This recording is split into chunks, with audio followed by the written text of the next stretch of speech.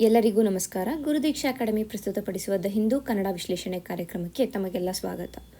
ಈ ಒಂದು ವಿಡಿಯೋದಲ್ಲಿ ನಾವು ಈ ದಿನದ ಪ್ರಮುಖ ದಿನಪತ್ರಿಕೆಗಳಲ್ಲಿ ಬಂದಿರುವಂತಹ ಕೆಲವು ಆರ್ಟಿಕಲ್ಸ್ಗಳನ್ನು ನೋಡ್ತೀವಿ. ಆ್ಯಂಡ್ ವಿತ್ ರೆಸ್ಪೆಕ್ಟ್ ಟು ನಮ್ಮ exam point of view important ಆಗಿರುವಂತಹ ಆರ್ಟಿಕಲ್ಸ್ನ ಮಾತ್ರ ನಾವು ನೋಡ್ತಾ ಇದ್ದೀವಿ. ಮೊದಲು ನಾವು ಈ ದಿನ ಯಾವ ಒಂದು ಆರ್ಟಿಕಲ್ಸ್ನ ನೋಡ್ತಾ ಇದ್ದೀವಿ ಅನ್ನುವಂತಹ ಒಂದು ಇಂಡೆಕ್ಸನ್ನು ನೋಡಿ ತದನಂತರ ಆರ್ಟಿಕಲ್ಸ್ಗೆ ಹೋಗೋಣ. ಇವತ್ತಿನ ಆರ್ಟಿಕಲ್ಸನ್ನು ನೋಡೋದಕ್ಕೆ ಮುಂಚೆ ಒಂದು ಸಣ್ಣ ಅನೌನ್ಸ್ಮೆಂಟ್ ಇದೆ. ನಮ್ಮ ಗುರುದೀಕ್ಷಾ ಅಕಾಡೆಮಿಯಲ್ಲಿ ನಾವು ಬ್ಯಾಂಕಿಂಗ್ ಎಕ್ಸಾಮ್ಸ್ಗಳಿಗಾಗಿ ಹೊಸದಾದ ತರಬೇತಿಯನ್ನು ಸ್ಟಾರ್ಟ್ ಮಾಡ್ತಾ ಇದ್ದೀವಿ. ಅಂದರೆ ಕ್ಲಾಸಸ್ ಸ್ಟಾರ್ಟ್ ಆಗ್ತಾ ಇರೋದು ಫೆಬ್ರವರಿ 2ನೇ ತಾರೀಕಿಂದ ಸ್ಟಾರ್ಟ್ ಆಗುತ್ತೆ. ಇದಕ್ಕೆ ಫ್ರೀ ಓರಿಯೆಂಟೇಷನ್ ಕ್ಲಾಸಸನ್ನು ನಡೆಸ್ತಾ ಇದ್ದೀವಿ. ಜನವರಿ 18 ಮತ್ತು ಜನವರಿ 25ನೇ ತಾರೀಕು ಎರಡು ದಿನವೂ ಫ್ರೀ ಓರಿಯೆಂಟೇಷನ್ ಸೆಷನ್ ಇರುತ್ತೆ. ಸೊ ನೀವು ಏನಾದರೂ ಒಂದು ಓರಿಯೆಂಟೇಷನ್ಗೆ ಪಾರ್ಟಿಸಿಪೇಟ್ ಮಾಡಬೇಕು, ಓರಿಯೆಂಟೇಷನಲ್ಲಿ ಭಾಗವಹಿಸಬೇಕು ಅಂತಂದರೆ ಇಲ್ಲಿ ಸ್ಕ್ಯಾನರನ್ನು ಸ್ಕ್ಯಾನ್ ಮಾಡಿ ಇಲ್ಲಿ ಕಾಣ್ತಾ ಇರುವಂಥ ನಂಬರ್ಗಳಿಗೆ ಕಾಲ್ ಮಾಡಿದರೆ ನಿಮಗೆ ಎಲ್ಲ ಇನ್ಫಾರ್ಮೇಷನನ್ನು ನೀವು ತಿಳ್ಕೊಬೋದಾಗತ್ತೆ. ಆ್ಯಂಡ್ ಕ್ಲಾಸಸ್ ಈಗಾಗಲೇ ಹೇಳೋ ಥರ ಫೆಬ್ರವರಿ 2ನೇ ತಾರೀಕಿಂದ ಸ್ಟಾರ್ಟ್ ಆಗುತ್ತೆ. ಮತ್ತು ಸ್ಪೆಷಲ್ ಸೆಷನ್ ಫೆಬ್ರವರಿ 1ನೇ ತಾರೀಕು ಒಂದು ಸ್ಪೆಷಲ್ ಸೆಷನನ್ನು ನಾವು ನಡೆಸ್ತಾ ಇದ್ದೀವಿ. ಓವರಾಲ್ ಆಗಿ ನಿಮಗೆ ಏನಾದರೂ ಬ್ಯಾಂಕಿಂಗ್ ಎಕ್ಸಾಮ್ಸ್ಗೆ ನೀವೇನಾದರೂ ಬರೆಯೋದಕ್ಕೆ ಇಚ್ಛಿಸ್ತಾ ಇದ್ದರೆ ಈ ಒಂದು ಏನು ಕೋರ್ಸ್ ಇದೆ it is very good. So please join ಆಗಿ. ಆ್ಯಂಡ್ ಈ ಒಂದು ಫ್ರೀ ಓರಿಯೆಂಟೇಷನ್ ಸೆಷನನ್ನು ಅಟೆಂಡ್ ಮಾಡಿ ಇಲ್ಲಿ ನೀವು ರಿಜಿಸ್ಟರ್ ಮಾಡ್ಕೋಬೋದು. ಆ್ಯಂಡ್ ಆಲ್ಸೋ ಆ ರಿಜಿಸ್ಟ್ರೇಷನ್ ಲಿಂಕನ್ನು ನಮ್ಮ ಒಂದು ಟೆಲಿಗ್ರಾಮ್ ಚಾನಲಲ್ಲೂ ಕೂಡ ಹಾಕಿದ್ದೀವಿ. ನೀವು ಅಲ್ಲೂ ಹೋಗಿ ಒಂದು ಸತಿ ಅದನ್ನ ರೆಫರ್ ಮಾಡ್ಕೋಬೋದಾಗತ್ತೆ. ಈಗ ನಾವು ಆರ್ಟಿಕಲ್ಸನ್ನು ನೋಡೋಣ. ಈ ದಿನ ನಾವು ನೋಡ್ತಾ ಇರುವಂತಹ ಆರ್ಟಿಕಲ್ಸ್ ಬಂದು ಸೋರ್ಸ್ ಕೋಡ್ ಫಾರ್ ಸ್ಮಾರ್ಟ್ಫೋನ್ಸ್.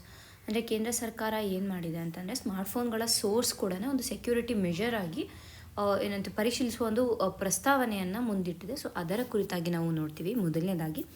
ಎರಡನೇದಾಗಿ ಮಲಯಾಳಂ ಲ್ಯಾಂಗ್ವೇಜ್ ಬಿಲ್ ರೋ.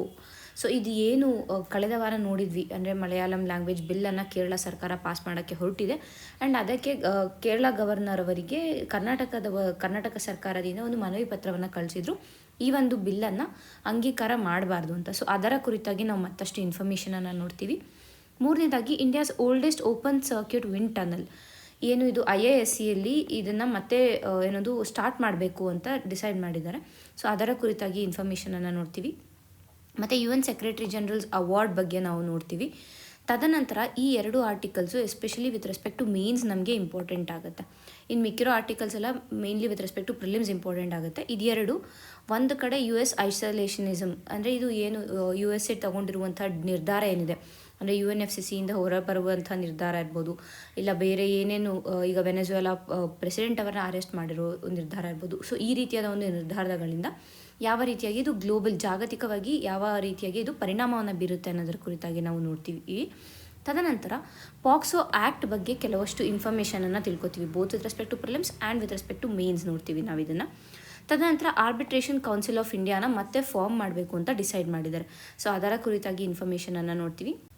ತದನಂತರ ನಾವು ಭೈರವ್ ಬೆಟಾಲಿಯನ್ ಬಗ್ಗೆ ನೋಡ್ತೀವಿ. ಭೈರವ್ ಬೆಟಾಲಿಯನ್ ಬಂದು ಇಂಡಿಯನ್ ಆರ್ಮಿಯ ಒಂದು ಭಾಗವಾಗಿದೆ. ಇದು ಬಂದು ಆರ್ಮಿ ಡೇ ಪೆರೇಡಲ್ಲಿ ತನ್ನ ಒಂದು ಏನಂತೀವಿ ಪ್ರದರ್ಶನವನ್ನು ಮಾಡ್ತಾ ಇದೆ. ಸೊ ಅದರಿಂದ ನಮಗೆ ಇಂಪಾರ್ಟೆಂಟ್ ಆಗುತ್ತೆ. ಆ್ಯಂಡ್ ಆಲ್ಸೋ ಆರ್ಮಿ ಡೇ ಕೂಡ ನಮಗೆ ಇಂಪಾರ್ಟೆಂಟ್ ಆಗುತ್ತೆ. ಅದರ ಕುರಿತಾಗಿ ನಾವು ಇವತ್ತು ನೋಡ್ತೀವಿ. ನಂತರ X to comply with Indian laws ಇದರ ಕುರಿತಾಗಿ ಕೂಡ ನಾವು ಕಳೆದ ವಾರ ಡಿಸ್ಕಸ್ ಮಾಡಿದ್ವಿ. ನಾನು ಆಗಲೂ ಕೂಡ ಹೇಳಿದ್ದೆ ಏನಾದ್ರು ಫರ್ದರ್ ಡೆವಲಪ್ಮೆಂಟ್ಸ್ ಆದರೆ ನಾವು ಮುಂದಿನ ಒಂದು ವಿಡಿಯೋಗಳಲ್ಲಿ ನೋಡೋಣ ಅಂತ. ಸೊ ಅದರ ಕುರಿತಾಗಿ ನಾವು ಇಲ್ಲಿ ಚರ್ಚಿಸ್ತೀವಿ. ನಂತರ PSLV C62 ಲಾಂಚ್, ಇದರ ಕುರಿತಾಗಿ ಕೂಡ ನಾವು ಕಳೆದ ವಾರ ನೋಡಿದ್ವಿ. EOS N1 ಅನ್ನುವಂಥ ಒಂದು ಸ್ಯಾಟಲೈಟನ್ನು PSLV C62 ಇಂದ ಲಾಂಚ್ ಮಾಡ್ತೀವಿ ಅಂತ ನೋಡಿದ್ವಿ. ಸೊ ಈಗ ಅದರ ಕುರಿತಾಗಿ ಇವತ್ತು ಇದು ಲಾಂಚ್ ಆಗ್ತಾ ಇರುವಂಥ ಕಾರಣ ಮತ್ತೊಂದು ಸತಿ ಈ ಒಂದು ಆರ್ಟಿಕಲ್ನ ನೋಡ್ತೀವಿ. ಲಾಸ್ಟಲ್ಲಿ ಬೇಲಿ ಬ್ರಿಡ್ಜ್ ಸ್ಟಾರ್ಟ್ಸ್ ಆಪರೇಷನ್. ಈ ಒಂದು ಬೇಲಿ ಬ್ರಿಡ್ಜ್ ಏನಿದೆ ಇದು ಶ್ರೀಲಂಕಾದಲ್ಲಿ ಭಾರತ ನಿರ್ಮಾಣ ಮಾಡಿರುವಂಥ ಒಂದು ಸೇತುವೆ ಆಗಿರುತ್ತೆ. ಸೊ ಅದರ ಕುರಿತಾಗಿ ನಾವು ಇನ್ಫಾರ್ಮೇಷನನ್ನು ನೋಡ್ತೀವಿ. ಈ ರೀತಿಯಾದ ಒಂದು ಟಾಪಿಕ್ಸ್ ಏನಿದೆ, ಈಗ ಬೇಲಿ ಬ್ರಿಡ್ಜ್ ಏನಿದೆ ಇದು ಭಾರತ ಬೇರೆ ಒಂದು ದೇಶದಲ್ಲಿ ಮಾಡಿರುವಂಥ ಒಂದು ಡೆವಲಪ್ಮೆಂಟ್ ಆಗಿರುವಂಥ ಕಾರಣ ನಮಗೆ ಇಂಪಾರ್ಟೆಂಟ್ ಆಗುತ್ತೆ. ಆ್ಯಂಡ್ ಪ್ರಿಲಿಮ್ಸಲ್ಲಿ ಪ್ಲೇಸಸ್ ಇನ್ ನ್ಯೂಸ್ ಅಂತ ಬಂದಾಗ ಇದನ್ನು ಕೇಳ್ಬೋದಾಗುತ್ತೆ. ಅಂದರೆ ಬೇಲಿ ಬ್ರಿಡ್ಜ್ ಯಾವ ಒಂದು ದೇಶದಲ್ಲಿದೆ ಅಥವಾ ಯಾವ ಒಂದು ರಾಜ್ಯದಲ್ಲಿದೆ ಅಂತ ಈ ರೀತಿಯಾದ ಕ್ವೆಶನ್ಸನ್ನು ಕೇಳ್ಬೋದಾಗುತ್ತೆ. ಸೊ ಆ ಒಂದು ದೃಷ್ಟಿಯಿಂದ ನಾವು ಈ ಆರ್ಟಿಕಲ್ನ ನೋಡ್ತೀವಿ. ಸೊ ಈಗ ಮೊದಲನೇ ಒಂದು ಆರ್ಟಿಕಲ್ನ ನೋಡೋಣ. Centre to seek source code for smartphones in security measure. So ಈಗಾಗಲೇ ನಾನು ಹೇಳಿರೋ ಥರ ಭಾರತ ಸರ್ಕಾರ ಸ್ಮಾರ್ಟ್ಫೋನ್ಗಳ ಸೋರ್ಸ್ ಕೋಡ್ ಏನಿರುತ್ತೆ ಅದನ್ನು ಸೆಕ್ಯೂರಿಟಿ ಮೆಷರ್ನ ಭಾಗವಾಗಿ ಪರಿಶೀಲಿಸುವ ಒಂದು ಪ್ರಸ್ತಾವನೆಯನ್ನು ತರೋದಕ್ಕೆ ನಿರ್ಧರಿಸ್ತಾ ಇದೆ. ಸೊ ಈ ನಿರ್ಧಾರ ಏನಿದೆ, ನಮ್ಮ ಒಂದು ನ್ಯಾಷನಲ್ ಸೆಕ್ಯೂರಿಟಿ ಇರ್ಬೋದು, ಡೇಟಾ ಪ್ರೈವಸಿ, ಡಿಜಿಟಲ್ ಸಾವ್ರೆನಿಟಿ ಏನಿದೆ, ಇವುಗಳ ಒಂದು ಸಂಘರ್ಷ ಏನು ನಡೀತಾ ಇದೆ ಇವುಗಳನ್ನು ತೆರೆದಿಡುತ್ತೆ ಅನ್ನೋದನ್ನು ಅರ್ಥ ಮಾಡ್ಕೋಬೇಕಾಗುತ್ತೆ. ಸೊ ಮೊದಲಿಗೆ ನಮಗೆ ಇಲ್ಲಿ ಏನು ಬೇಕಾಗುತ್ತೆ ಅಂದರೆ ವಾಟ್ ಈಸ್ ಸೋರ್ಸ್ ಕೋಡ್ ಅನ್ನೋದು ನಮಗೆ ಬೇಕಾಗುತ್ತೆ. ಅಂದರೆ ಸೋರ್ಸ್ ಕೋಡ್ ಅಂದರೆ ಏನು ಅನ್ನೋದು. ಇಲ್ಲಿ ಸ್ಮಾರ್ಟ್ಫೋನ್ ಇರ್ಬೋದು ಅಥವಾ ಒಂದು ಸಾಫ್ಟ್ವೇರು ಹೇಗೆ ಕೆಲಸ ಮಾಡುತ್ತೆ ಅಂತ ನಿರ್ಧಾರ ಮಾಡುತ್ತಲ್ವ, ಆ ಒಂದು ಮೂಲ ಪ್ರೋಗ್ರಾಮಿಂಗ್ ಇನ್ಸ್ಟ್ರಕ್ಷನ್ಸ್ ಏನಿರುತ್ತೆ ಅದನ್ನು ನಾವು ಸೋರ್ಸ್ ಕೋಡ್ ಅಂತ ಕರಿತೀವಿ. ಫಾರ್ ಎಕ್ಸಾಂಪಲ್, ಈಗ ನಾವು ಐಫೋನನ್ನು ಬಳಸ್ತಾ ಇದ್ದೀವಿ. ಸೊ ಐಫೋನು ಯಾವ ರೀತಿಯಾಗಿ ಕೆಲಸ ಮಾಡಬೇಕು ಅನ್ನೋದಕ್ಕೆ ಒಂದು ಪ್ರೋಗ್ರಾಮನ್ನು ಬರೆದಿರ್ತಾರೆ. ಸಿ ಲ್ಯಾಂಗ್ವೇಜ್ ಇರ್ಬೋದು, ಪೈಥಾನ್ ಇರ್ಬೋದು, ಜಾವಾ, ಈ ರೀತಿಯಾಗಿ ಒಂದು ಪ್ರೋಗ್ರಾಮಿಂಗ್ ಲ್ಯಾಂಗ್ವೇಜಸ್ ಇರುತ್ತೆ, ಕಂಪ್ಯೂಟರ್ ಪ್ರೋಗ್ರಾಮಿಂಗ್ ಲ್ಯಾಂಗ್ವೇಜಸ್. ಸೊ ಆ ಒಂದು ಲ್ಯಾಂಗ್ವೇಜಸನ್ನು ಬಳಸಿ ಒಂದು ಕೆಲವಷ್ಟು ಇನ್ಸ್ಟ್ರಕ್ಷನ್ಸನ್ನು ನೀಡಿರ್ತಾರೆ, ಅಂದರೆ ಒಂದು ಪ್ರೋಗ್ರಾಮನ್ನು ಬರೆದಿರ್ತಾರೆ. ಸೊ ಆ ಒಂದು ಇನ್ಸ್ಟ್ರಕ್ಷನ್ಸ್ ಏನಿರುತ್ತೆ ಅದನ್ನು ನಾವು ಸೋರ್ಸ್ ಕೋಡ್ ಅಂತ ಕರಿತೀವಿ. ಓಕೆನಾ. ಸೊ ಸಾಮಾನ್ಯವಾಗಿ ಏನಾಗುತ್ತೆ, ಆ್ಯಪಲ್ಲು, ಸ್ಯಾಮ್ಸಂಗ್, ಈ ರೀತಿಯಾದ ಒಂದು ಟೆಕ್ ಕಂಪ್ನೀಸ್ಗಳು ಏನಿರ್ತವೆ ತಮ್ಮ ಒಂದು ಸೋರ್ಸ್ ಕೋಡ್ ಏನಿರುತ್ತೆ ಇದನ್ನು ಇಂಟೆಲೆಕ್ಚುವಲ್ ಪ್ರಾಪರ್ಟಿ ಥರ ಅದನ್ನು ಟ್ರೀಟ್ ಮಾಡಿರ್ತಾರೆ. ಅಂದರೆ ಆ ಸೋರ್ಸ್ ಕೋಡ್, ಈಗ ಆ್ಯಪಲ್ನ ಸಾಫ್ಟ್ವೇರ್ ಏನಿದೆ iOS, ಸೊ ಆ iOS ಪ್ರೋಗ್ರಾಮಿಂಗ್ ಏನಿದೆ ಅಲ್ವಾ, ಆ ಪ್ರೋಗ್ರಾಮಿಂಗ್ ಮೇಲೆ IPR ಇಟ್ಟಿರ್ತಾರೆ, ಇಂಟೆಲೆಕ್ಚುವಲ್ ಪ್ರಾಪರ್ಟಿ ರೈಟ್ಸನ್ನು ಅವರು ಕ್ಲೈಮ್ ಮಾಡಿರ್ತಾರೆ. ಆದರೆ ಈಗ ಭಾರತ ಸರ್ಕಾರ ಏನು ಮಾಡ್ತಾ ಇದೆ ಅಂತಂದರೆ, under Indian telecom security assurance requirements ಅಡಿಯಲ್ಲಿ ಈ ಸ್ಮಾರ್ಟ್ಫೋನ್ ಮ್ಯಾನುಫ್ಯಾಕ್ಚರರ್ಸ್ ಏನಿರ್ತಾರೆ ಇವರ ಮೇಲೆ ಸುಮಾರು 83 ಸೆಕ್ಯೂರಿಟಿ ಸ್ಟ್ಯಾಂಡರ್ಡ್ಸ್ಗಳನ್ನು ಹೇರಬೇಕು, ಅಂದರೆ ಅವ್ರ ಮೇಲೆ ವಿಧಿಸಬೇಕು ಅಂತ ಯೋಚನೆ ನಡೆಸ್ತಾ ಇದೆ ಥ್ರೂ ದಿಸ್. ಸೊ ಅದು ಕೂಡ ನಮಗೆ ಇಂಪಾರ್ಟೆಂಟ್ ಆಗುತ್ತೆ, ಇಲ್ಲಿ ಅದನ್ನು ಮಾತಾಡಿದ್ದಾರೆ. ಇದಿಷ್ಟು ಇದರ ಹಿನ್ನೆಲೆ ಆಯಿತು. ಈಗ ವಾಟ್ ಎಕ್ಸಾಕ್ಟ್ಲಿ ಈಸ್ ಪ್ರಪೋಸ್ಡ್, ಏನು ಈ ಒಂದು ರೂಲ್ಸಲ್ಲಿ ಏನನ್ನು ಪ್ರಪೋಸ್ ಮಾಡಿದ್ದಾರೆ ಅನ್ನೋದು ನಮಗೆ ಇಂಪಾರ್ಟೆಂಟ್ ಆಗುತ್ತೆ. ಮೊದಲನೇಗೆ ಏನು ಅಂದರೆ source code access for vulnerability analysis. ಅಂದರೆ ಏನಾದರೂ ವಲ್ನರಬಿಲಿಟಿ ಇದೆ, ಈಗ ಒಂದು ಸಾಫ್ಟ್ವೇರನ್ನು ನಡೆಸ್ತಾ ಇದ್ದಾರೆ ಅಂತಂದರೆ ಆ ಒಂದು ಸಾಫ್ಟ್ವೇರಲ್ಲಿ ಏನಾದರೂ ವಲ್ನರಬಿಲಿಟಿ ಇದೆ ಅಂದರೆ ಅದು ಯೂಶ್ವಲ್ ಅದಕ್ಕೇನಾದರೂ ವೈರಸ್ ಏನಾದರೂ ಈಸಿಯಾಗಿ ಆ ಒಂದು ಸಾಫ್ಟ್ವೇರಲ್ಲಿ ಎಂಟರ್ ಆಗ್ಬೋದಾ, ಈ ರೀತಿಯಾದ ಒಂದು ವಲ್ನರಬಿಲಿಟಿ ಅನಾಲಿಸಿಸ್ ಮಾಡೋದಕ್ಕೆ ಈ ಒಂದು ಸೋರ್ಸ್ ಕೋಡ್ ಬೇಕು ಅಂತ ಅಂದರೆ ಇದರಲ್ಲಿ ಹೇಳಿದ್ದಾರೆ, ಅಂದರೆ ಈ ಒಂದು ರೂಲ್ಸಲ್ಲಿ ಹೇಳಿರುವಂಥದ್ದು. ತದನಂತರ ಆಟೋಮೆಟಿಕ್ ಆ್ಯಂಡ್ ಪೀರಿಯಾಡಿಕ್ ಮಾಲ್ವೇರ್ ಸ್ಕ್ಯಾನಿಂಗನ್ನು ಮಾಡಬೇಕು, ಆ ಒಂದು ಪ್ರೋಗ್ರಾಮಿಂಗಲ್ಲೇ ಆಟೋಮೆಟಿಕ್ಕಾಗಿ ಇದನ್ನ ಇನ್ಸ್ಟಾಲ್ ಮಾಡಬೇಕು ಅನ್ನುವಂಥದ್ದು. ತದನಂತರ 1 year long retention device activity records ಅಂತ ಹೇಳಿದರು. ಅಂದರೆ ಈ ಒಂದು ಏನು ಡಿವೈಸಲ್ಲಿ, ಈಗ ಫಾರ್ ಎಕ್ಸಾಂಪಲ್ ನಾವು ಒಂದು ಯಾವುದೋ ಒಂದು OnePlus ಆ್ಯಂಡ್ರಾಯ್ಡ್ ಫೋನನ್ನು ಯೂಸ್ ಮಾಡ್ತಾಯಿದ್ದೀವಿ ಅಂದರೆ ಆ ಡಿವೈಸಲ್ಲಿ ಏನೇನು ಆ್ಯಕ್ಟಿವಿಟಿ ಮಾಡಿದ್ದಾರೆ, ಅಂದರೆ ಏನೇನಕ್ಕೆ ಆ ಒಂದು ಇದನ್ನು ಯೂಸ್ ಮಾಡಿದ್ದಾರೆ ಅನ್ನುವಂಥ ರೆಕಾರ್ಡನ್ನು ಮಿನಿಮಮ್ 12 months ಅದರಲ್ಲಿ ಸೇವ್ ಆಗೋ ಥರ ಇಡಬೇಕು ಅನ್ನುವಂಥದ್ದನ್ನು ಕೂಡ ಈ ರೂಲ್ಸಲ್ಲಿ ಪ್ರಪೋಸ್ ಮಾಡಿದ್ದಾರೆ. ತದನಂತರ ಬ್ಯಾಕ್ಗ್ರೌಂಡ್ ಪರ್ಮಿಷನ್ ರೆಸ್ಟ್ರಿಕ್ಷನ್ಸ್, ಅಂದರೆ ಈಗ ಕೆಲವೊಂದು ಸತಿ ಏನಾಗುತ್ತೆ ಅಂದರೆ ಇನ್ಆ್ಯಕ್ಟಿವ್ ಆ್ಯಪ್ಸ್, ಅಂದರೆ ಈಗ ಕ್ಯಾಮ್ರಾ ಇರ್ಬೋದು, ಮೈಕ್ ಇರ್ಬೋದು, ಇಲ್ಲ ಲೊಕೇಶನ್, ನಾವೀಗ ಯಾವುದೇ ಒಂದು ಆ್ಯಪನ್ನು ಬಳಸ್ತೀವಿ ಅಂತಂದರೆ ಫಾರ್ ಎಕ್ಸಾಂಪಲ್ ಗೂಗಲ್ ಮ್ಯಾಪ್ಸನ್ನು ಬಳಸ್ತಾ ಇದ್ದೀವಿ ಅಂತಂದರೆ ಅಲ್ಲಿ ನಾವು ನಮ್ಮ ಲೊಕೇಶನ್ ಆ್ಯಕ್ಸಸ್ ಕೊಡಬೇಕಾಗುತ್ತೆ. ಸೊ ಆ ರೀತಿಯಾದ ಒಂದು ಬ್ಯಾಕ್ಗ್ರೌಂಡ್ ಪರ್ಮಿಷನ್ಸ್ ಏನಿರುತ್ತೆ ಅವುಗಳನ್ನು ರೆಸ್ಟ್ರಿಕ್ಟ್ ಮಾಡಬೇಕು. ಅಂದರೆ ಈಗ ಕೆಲವೊಂದು ಆ್ಯಪ್ಸ್, ಈಗ ಆ್ಯಂಡ್ರಾಯ್ಡಲ್ಲಿ ಸುಮಾರು ಒಂದು 100 ಆ್ಯಪ್ಸ್ ಇದೆ ಅಂತ ಅಂದ್ಕೊಂಡ್ರೆ ಅದರಲ್ಲಿ ಕೆಲವೊಂದು ಆ್ಯಪ್ಸನ್ನ ನಾವು ಡೈಲಿ ಬಳಸೋದಿಲ್ಲ, ಅಂದರೆ ಇನ್ಆ್ಯಕ್ಟಿವ್ ಆಗಿರುತ್ತೆ, ಯಾವಾಗಲೂ ಒಂದೊಂದ್ಸತಿ ಬಳಸ್ತಾ ಇರ್ತೀವಿ. ಸೊ ಅಂತಹ ಒಂದು ಆ್ಯಪ್ಸ್ಗಳು ಏನಿರುತ್ತೆ ಅವುಗಳ ಒಂದು ಪರ್ಮಿಷನನ್ನು ರೆಸ್ಟ್ರಿಕ್ಟ್ ಮಾಡಬೇಕು. ಅಂದರೆ ಕ್ಯಾಮ್ರಾ ಪರ್ಮಿಷನ್ಸ್ ಇರ್ಬೋದು, ಮೈಕ್ ಪರ್ಮಿಷನ್ಸ್ ಇರ್ಬೋದು, ಲೊಕೇಶನ್ ಆ್ಯಕ್ಸಸ್ ಇರ್ಬೋದು, ಇವುಗಳನ್ನು ರೆಸ್ಟ್ರಿಕ್ಟ್ ಮಾಡಬೇಕು ಫಾರ್ ಇನ್ಆ್ಯಕ್ಟಿವ್ ಆ್ಯಪ್ಸ್ ಅನ್ನುವಂಥದ್ದು. ಸೊ ಇದಿಷ್ಟು ಮುಖ್ಯವಾಗಿ ಅವರು ನೀಡಿರುವಂಥ ಒಂದು ಏನಂತೀವಿ ರೂಲ್ಸ್ ಆಗಿದೆ. ಅಂದರೆ ಈ ಒಂದು ಸ್ಮಾರ್ಟ್ಫೋನ್ ಸೆಕ್ಯೂರಿಟಿ ಮೆಷರ್ಗೋಸ್ಕರ ಏನು ಸೋರ್ಸ್ ಕೋಡನ್ನು ತೊಗೋಬೇಕು ಆ ಒಂದು ರೂಲ್ಸಲ್ಲಿ ಪ್ರಪೋಸ್ ಮಾಡಿರೋದು ಇಷ್ಟನ್ನು.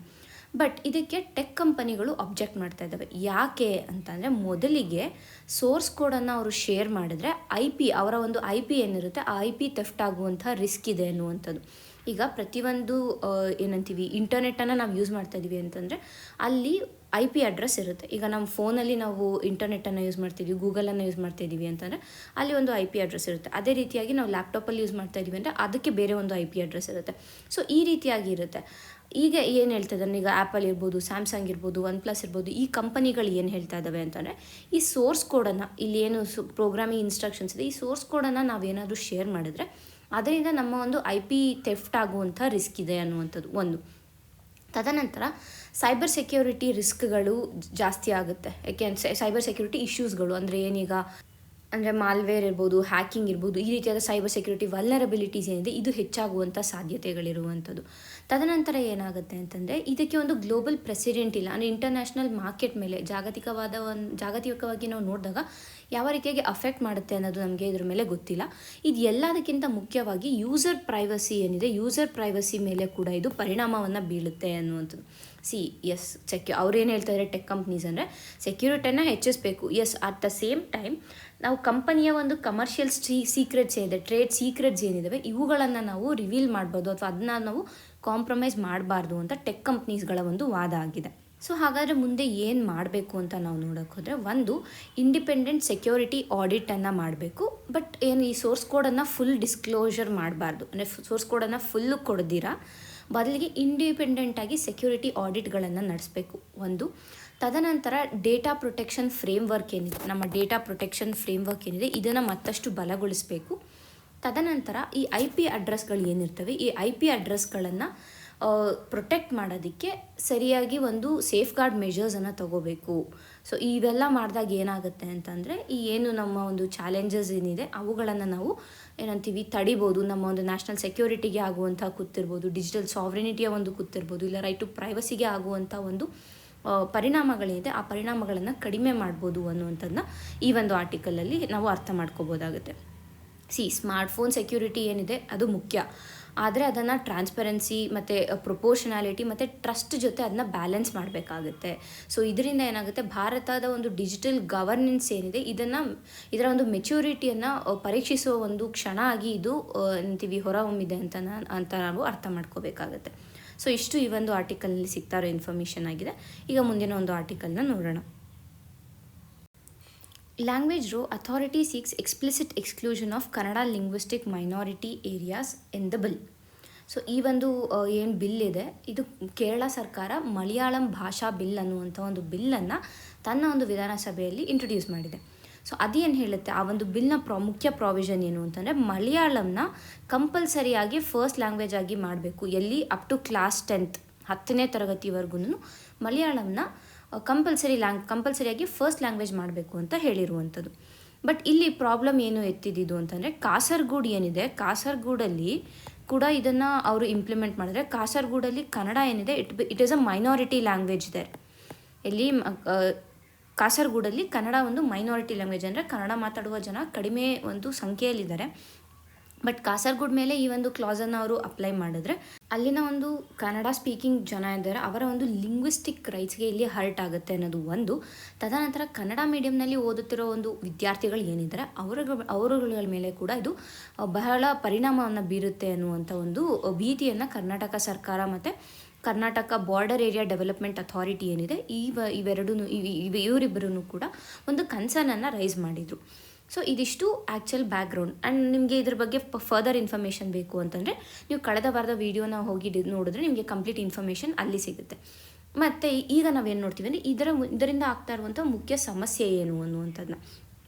ಬಿಲ್ನ ಕ್ಲಾಸ್ 1 ಏನಿದೆ 6(1) ಏನಿದೆ ಇದರಲ್ಲಿ ಏನು ಹೇಳುತ್ತೆ ಅಂದರೆ ಈಗಾಗಲೇ ನಾನು ಹೇಳೋ ಥರ ಮಲಯಾಳಮನ್ನು ಕಂಪಲ್ಸರಿ ಫಸ್ಟ್ ಲ್ಯಾಂಗ್ವೇಜ್ ಆಗಿ ಮಾಡಬೇಕು ಅನ್ನುವಂಥದ್ದು ಒಂದು. ತದನಂತರ ಏನು ಹೇಳುತ್ತೆ, ಕ್ಲಾಸ್ 7 ಏನಿದೆ it deals with linguistic minorities ಬಗ್ಗೆ ಅದು ಮಾತಾಡುತ್ತೆ. ಮತ್ತು ಅಫಿಷಿಯಲ್ ಕಮ್ಯುನಿಕೇಷನ್ ಮತ್ತು ಯಾವ ರೀತಿಯಾಗಿ ಎಕ್ಸಮ್ಷನ್ಸ್ ಮಾಡಬೇಕು ಇವುಗಳ ಬಗ್ಗೆ ಇದು ಮಾತಾಡುತ್ತೆ. ಬಟ್ ಕರೆಕ್ಟಾಗಿ ಸ್ಪಷ್ಟನೆಯನ್ನು ಅಲ್ಲಿ ನೀಡಿಲ್ಲ. ಸೊ ಅಲ್ಲಿ ಅದು ಕೂಡ ಒಂದು ಪ್ರಾಬ್ಲಮ್ ಅನ್ನುವಂಥದ್ದು. ಅಂದರೆ ಏನು ಈ ಕನ್ನಡ ಮಾತಾಡುವಂಥ ಒಂದು ಮೈನಾರಿಟಿ ಏರಿಯಾಗಳು ಏನಿದ್ದಾವೆ ಅಲ್ಲಿ ಅದಕ್ಕೆ ಯಾವುದೇ ರೀತಿಯಾದ ಒಂದು ಎಕ್ಸಮ್ಷನನ್ನು ನೀಡಿಲ್ಲ ಈ ಕ್ಲಾಸ್ 7 ಅಂಡರಲ್ಲಿ. ಸೊ ಇದರಿಂದ ಏನಾಗುತ್ತೆ ಅಂದರೆ ಪಾಲಿಸಿ ಆಂಬಿಗ್ವಿಟಿ ಕ್ರಿಯೇಟ್ ಆಗುತ್ತೆ. ಅಂದರೆ ಪಾಲಿಸಿ ಸರಿಯಾಗಿ ಇಲ್ಲ ಅನ್ನೋದನ್ನು ಇಲ್ಲಿ ನಾವು ಅರ್ಥ ಮಾಡ್ಕೋಬೇಕು. ಇಟ್ ಇಸ್ ಸೇಯಿಂಗ್ ಏನಂತೀವಿ ಮಲಯಾಳಮನ್ನು ಕಂಪಲ್ಸರಿ ಫಸ್ಟ್ ಲ್ಯಾಂಗ್ವೇಜ್ ಮಾಡಿ ಅಂತ. At the same time class 7ಅಲ್ಲಿ ಲಿಂಗ್ವಿಸ್ಟಿಕ್ ಮೈನಾರಿಟೀಸ್ ಮತ್ತು ಎಕ್ಸಮ್ಷನ್ಸ್ ಬಗ್ಗೆ ಮಾತಾಡ್ತಾ ಇದೆ. But at the same time Kannada speaking minorities ಏನಿದ್ದಾರೆ ಆ ಒಂದು ಮೈನಾರಿಟಿ ಏರಿಯಾಸ್ ಏನಿದೆ ಅಲ್ಲಿ ಅವರು ಅದ್ರ ಬಗ್ಗೆ ಏನೂ ಮಾತಾಡ್ತಾ ಇಲ್ಲ. ಸೊ ಅದು ಒಂದು ಆಂಬಿಗ್ವಿಟಿಯನ್ನು ಕ್ರಿಯೇಟ್ ಮಾಡ್ತಾರೆ, ಒಂದು ಕನ್ಫ್ಯೂಷನನ್ನು ಇಲ್ಲಿ ಕ್ರಿಯೇಟ್ ಮಾಡ್ತಾ ಇದೆ. ತದನಂತರ ಇದನ್ನು ಯಾವ ರೀತಿಯಾಗಿ ಇಂಪ್ಲಿಮೆಂಟ್ ಮಾಡಬೇಕು, ಇಂಪ್ಲಿಮೆಂಟೇಷನ್ ಡಿಫಿಕಲ್ಟಿಯನ್ನು ನಾವು ಇಲ್ಲಿ ನೋಡ್ಬೋದಾಗುತ್ತೆ. ಮತ್ತು ಮೂರನೇದಾಗಿ ಏನು ಅಂತಂದರೆ ಈ ಲಿಂಗ್ವಿಸ್ಟಿಕ್ ಮೈನಾರಿಟೀಸ್ ಏನಿದ್ದಾರೆ ಅಂದರೆ ಕನ್ನಡ ಮಾತಾಡುವಂಥ ಜನರು ಏನಿದ್ದಾರೆ ಕಾಸರಗೋಡು ಏರಿಯಾದಲ್ಲಿ ಅವರಿಗೆ ಇಲ್ಲಿ ಒಂದು ಡಿಸ್ಕ್ರಿಮಿನೇಷನ್ ಮಾಡ್ದಂಗೆ ಆಗುತ್ತೆ ಅನ್ನುವಂಥದ್ದು ಇಲ್ಲಿ ಇಶ್ಯೂ ಆಗಿದೆ. ಓಕೆನಾ. ಮತ್ತು ಇನ್ನು ವಿತ್ ರೆಸ್ಪೆಕ್ಟ್ ಟು ನಾವು ಏನಂತೀವಿ ಕಾನ್ಸ್ಟಿಟ್ಯೂಷನಲ್ಲಿ ಆರ್ಟಿಕಲ್ಸನ್ನು ನೋಡಿದ್ರೆ ಆರ್ಟಿಕಲ್ 29 ಇರ್ಬೋದು, ಆರ್ಟಿಕಲ್ 30 ಇರ್ಬೋದು, ಆರ್ಟಿಕಲ್ 350, 350A, B ಇದೆಲ್ಲ ಏನಿದೆ ಇವೆಲ್ಲನೂ ವಿತ್ ರೆಸ್ಪೆಕ್ಟ್ ಟು ಲ್ಯಾಂಗ್ವೇಜ್ ಮಾತಾಡುತ್ತೆ.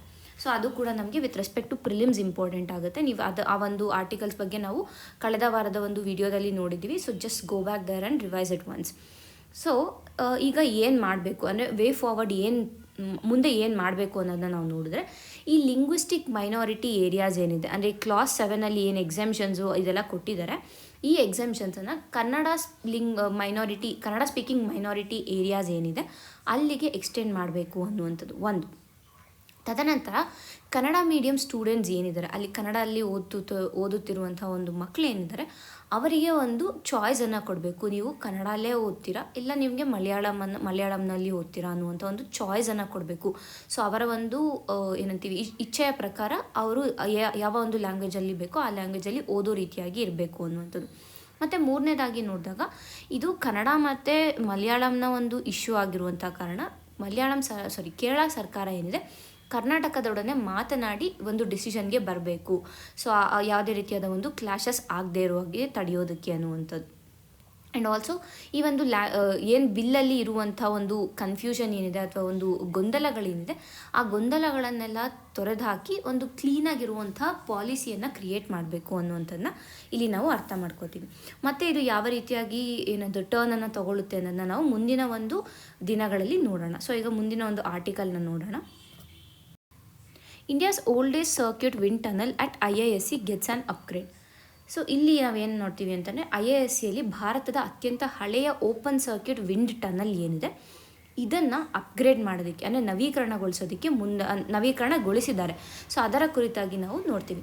ಸೊ ಮೊದಲಿಗೆ ನಮಗೆ ಇಲ್ಲಿ ಈ ಒಂದು article entirely with respect to prelims important ಆಗುತ್ತೆ. ಒಂದು ಯಾವ ರೀತಿಯ ಕ್ವೆಶನ್ಸ್ ಕೇಳ್ಬೋದು ಅಂದರೆ oldest open circuit wind tunnel was upgraded at which of the following places ಅಂತ ಕೇಳ್ಬೋದು.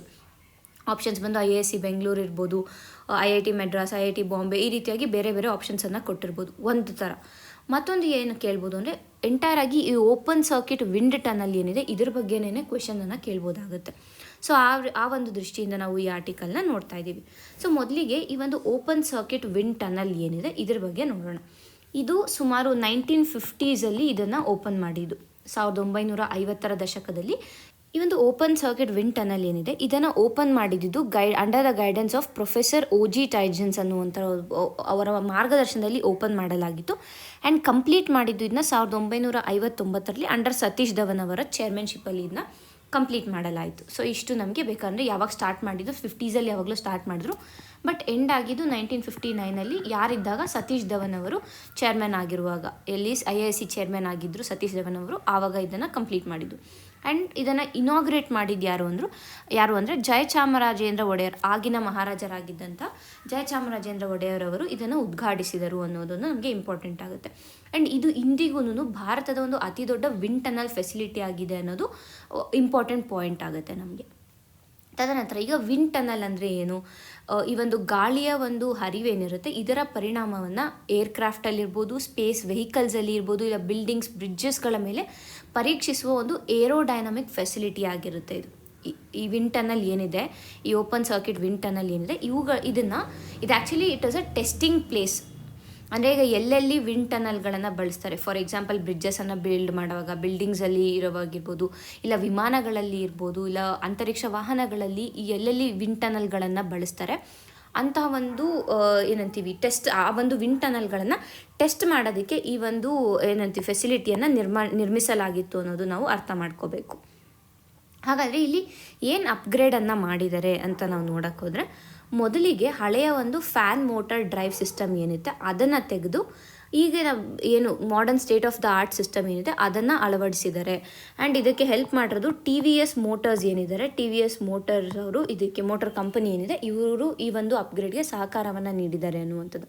ಸೊ ಈಗ ಈ ಒಂದು ಅಪ್ಗ್ರೇಡಿಂದ ಏನಾಗಿದೆ ಅಂತಂದರೆ, ಈ ಒಂದು ಟೆಸ್ಟ್ ಸೆಕ್ಷನ್ನ ಸ್ಪೀಡ್ ಏನಿದೆ ಇದು 45 ಮೀಟರ್ ಇಂದ 70 ಮೀಟರ್ ಪರ್ ಸೆಕೆಂಡ್ಗಷ್ಟು ಹೆಚ್ಚಳವಾಗಿದೆ ಅನ್ನುವಂಥದ್ದು ಒಂದು.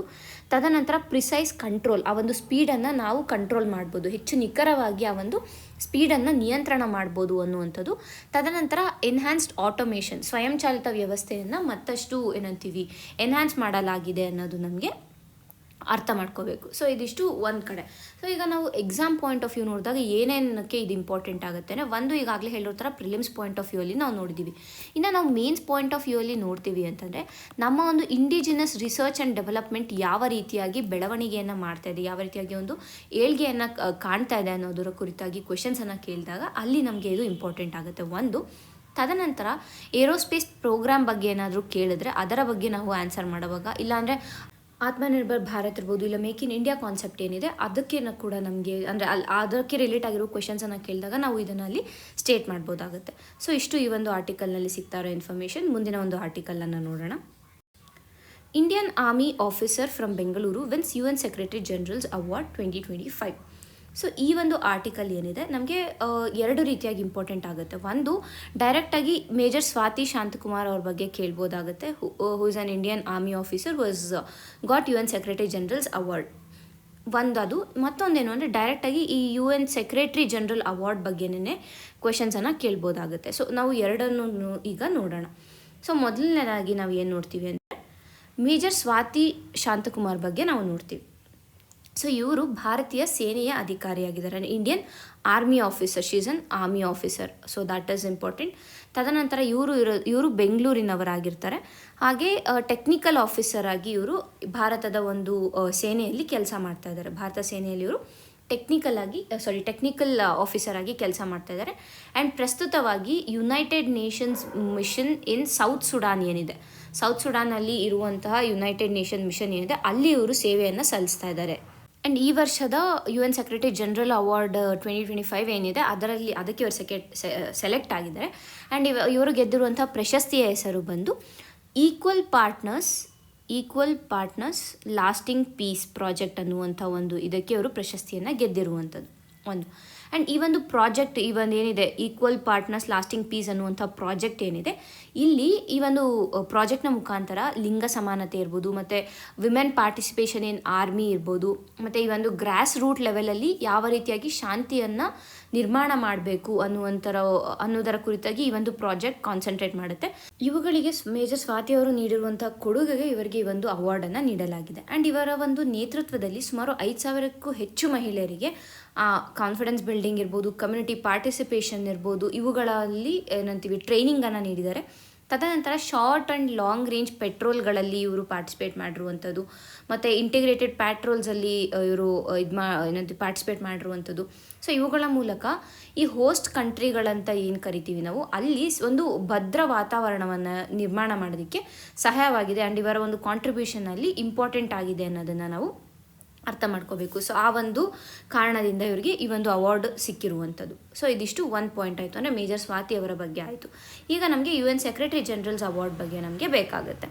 ಸೊ ಮೊದಲಿಗೆ ಈ ಒಂದು UN ಸೆಕ್ರೆಟರಿ ಅವಾರ್ಡ್ ಏನಿದೆ ಇದನ್ನು ಇನ್ಸ್ಟಿಟ್ಯೂಟ್ ಮಾಡಿರೋದು ಆಲ್ UN ಪೀಸ್ ಕೀಪಿಂಗ್ ಮಿಷನ್ಸ್ಗಳೇನಿದೆ ಮತ್ತು ಏಜೆನ್ಸಿಸ್ಗಳೇನಿದೆ ಇವುಗಳಿಂದ ನಾಮಿನೇಷನ್ಸನ್ನು ತೊಗೊತಾರೆ. ಓಕೆನಾ. ಆ್ಯಂಡ್ ಇದು ಯಾವಾಗಿಂದ ಕೊಡ್ತಾರೆ ಅಂದರೆ ಇನ್ನು 2016ರಿಂದ ಈ ಒಂದು ಅವಾರ್ಡನ್ನು ನೀಡೋದಕ್ಕೆ ಸ್ಟಾರ್ಟ್ ಮಾಡಿರುವಂಥದ್ದು. ಆ್ಯಂಡ್ ಇದರಲ್ಲಿ 3 ಕ್ಯಾಟಗರಿ ಅವಾರ್ಡನ್ನು ಕೊಡ್ತಾರೆ, ಒಂದು ಇಂಡಿವಿಜುವಲ್, ಒಂದು ಟೀಮ್ ಮತ್ತು ಒಂದು ಇನ್ಕ್ಲೂಸಿವಿಟಿ. ಈ ಇನ್ಕ್ಲೂಸಿವಿಟಿ ಅನ್ನೋವಂಥದ್ದು ಹೊಸ ಕ್ಯಾಟಗರಿಯಾಗಿ ಇಂಟ್ರೊಡ್ಯೂಸ್ ಮಾಡಿದ್ದಾರೆ. ಸೊ ಒಂದು. ಆ್ಯಂಡ್ ಮೇಜರ್ ಸ್ವಾತಿಯವರು ಈ ಒಂದು ಇಂಡಿವಿಜುವಲ್ ಕ್ಯಾಟಗರಿ ಏನಿದೆ ಈ ಕ್ಯಾಟಗರಿಯಲ್ಲಿ ಇವರಿಗೆ ಅವಾರ್ಡ್ ಬಂದಿರುವಂಥದ್ದು. ಆ್ಯಂಡ್ ಈ UN ಸೆಕ್ರೆಟರಿ ಜನರಲ್ಸ್ ಅವಾರ್ಡ್ ಏನಿದೆ ಇದು ಜೆಂಡರ್ ಈಕ್ವಾಲಿಟಿ, ಜೆಂಡರ್ ಪ್ಯಾರಿಟಿ ಮತ್ತು ಜೆಂಡರ್ ರೆಸ್ಪಾನ್ಸಿವ್ ಪೀಸ್ ಕೀಪಿಂಗನ್ನು ಪ್ರಮೋಟ್ ಮಾಡ್ತಾ ಇದ್ದಾರೆ. ಯಾರು ಪ್ರಮೋಟ್ ಮಾಡಿದ್ದಾರೆ ಅಂಥವರನ್ನು ರೆಕಗ್ನೈಸ್ ಮಾಡಿ ಈ ಒಂದು ಅವಾರ್ಡನ್ನು ನೀಡ್ತಾರೆ. ಸೊ ಇಷ್ಟು ನಮಗೆ ಈ ಒಂದು ಆರ್ಟಿಕಲ್ನಲ್ಲಿ ಸಿಗ್ತಾರೋ ಇನ್ಫಾರ್ಮೇಷನ್. ಈಗ ಮುಂದಿನ ಒಂದು ಆರ್ಟಿಕಲನ್ನು ನೋಡೋಣ. US isolationism will fuel ethnonationalism and racist hatred. So ಈ ಒಂದು ಆರ್ಟಿಕಲ್ ಏನಿದೆ USA ತೊಗೊಂಡಿರುವಂಥ ನಿರ್ಧಾರ ಏನಿದೆ ಅಂದರೆ ಈಗ ಫಾರ್ ಎಕ್ಸಾಂಪಲ್ UNFCCಯಿಂದ ಹೊರ ಬಂದಿರುವುದಂತ ಇರ್ಬೋದು, ಇಲ್ಲ ಬೇರೆ ಬೇರೆ ಏನು US ಆ್ಯಕ್ಷನ್ಸನ್ನು ಮಾಡ್ತಾ ಇದೆ ಆ ಒಂದು ಆ್ಯಕ್ಷನ್ಸ್ಗಳ ಪರಿಣಾಮ ಯಾವ ರೀತಿಯಾಗಿ ಜಾಗತಿಕವಾಗಿ ಇದು ಪರಿಣಾಮವನ್ನು ಬೀರುತ್ತೆ ಅನ್ನೋದನ್ನು ನಾವು ಅರ್ಥ ಮಾಡ್ಕೋಬೇಕು. ಸೊ ಮೊದಲಿಗೆ ನಾವು ನೋಡಿದಾಗ ಐಸೋಲೇಷನಿಸಮ್ ಅನ್ನುವಂಥ ಒಂದು ಪದವಿದೆ. ಸೊ ಐಸೋಲೇಷನಿಸಮ್ ಅಂದರೆ ಏನು ಅನ್ನೋದು ನಮಗೆ ಇಂಪಾರ್ಟೆಂಟ್ ಆಗುತ್ತೆ. ಸೊ ಇಲ್ಲಿ ಒಂದು ದೇಶ ತನ್ನ ಒಂದು ಅಂತಾರಾಷ್ಟ್ರೀಯ ಸಂಸ್ಥೆಗಳಿರ್ಬೋದು, ಇಲ್ಲಾಂದರೆ ಮಲ್ಟಿಲ್ಯಾಟ್ರಲ್ ಅಗ್ರಿಮೆಂಟ್ಸ್ ಏನಿದೆ ಇವುಗಳಿಂದ ಹಿಂದೆ ಸರಿಯುತ್ತೆ. ಸೊ ಆ ಒಂದು ಪ್ರಾಸೆಸನ್ನು ಐಸೋಲೇಷನಿಸಮ್ ಅಂತ ಕರಿತೀವಿ. ಓಕೆನಾ. ಸೊ ಈಗ ನಾವು ನೋಡಿದ್ರೆ ಅಲ್ಲಿ ಒಂದು UNFCC ಇಂದ ಆಚೆ ಬಂದಿರೋದು, ಮತ್ತು ಇನ್ನು ಸುಮಾರು 65 ಅಂತಾರಾಷ್ಟ್ರೀಯ ಸಂಸ್ಥೆಗಳಿಂದ ಇವುಗಳಿಂದ ಆಚೆ ಬಂದಿದೆ USA. ಸೊ ಇದರಿಂದ ಏನು ಬರುತ್ತೆ ಅಂತಂದರೆ, ಲೈಕ್ ಅಮೇರಿಕಾ ಫಸ್ಟ್ ಅನ್ನುವಂಥ ಪಾಲಿಸಿ ಏನು ಈ ಹಿಂದೆ ಅಮೇರಿಕಾ ಪಾಲಿಸಿತ್ತು, ಸೊ ಮತ್ತೆ ಅದನ್ನೇ ಅದರ ಒಂದು ಭಾಗವಾಗಿಯೇ ಈ ಐಸೋಲೇಷನಿಸಮ್ನ ನಾವು ನೋಡಬೇಕಾಗುತ್ತೆ. ಸೊ ಈಗ ಕರೆಂಟ್ ಡೆವಲಪ್ಮೆಂಟ್ಸ್ ಏನು ಅಂದರೆ ಈ ಒಂದು ಆರ್ಟಿಕಲಲ್ಲಿ ಏನೇನನ್ನು ಹೈಲೈಟ್ ಮಾಡಿದ್ದಾರೆ ಅಂತಾರೆ. ಮೊದಲಿಗೆ ಈ ಕ್ಲೈಮೇಟ್ ಚೇಂಜಿಂದ ಆಚೆ ಬಂದಿರೋದ್ರ ಬಗ್ಗೆ ಮಾತಾಡ್ತಾ ಇದ್ದಾರೆ.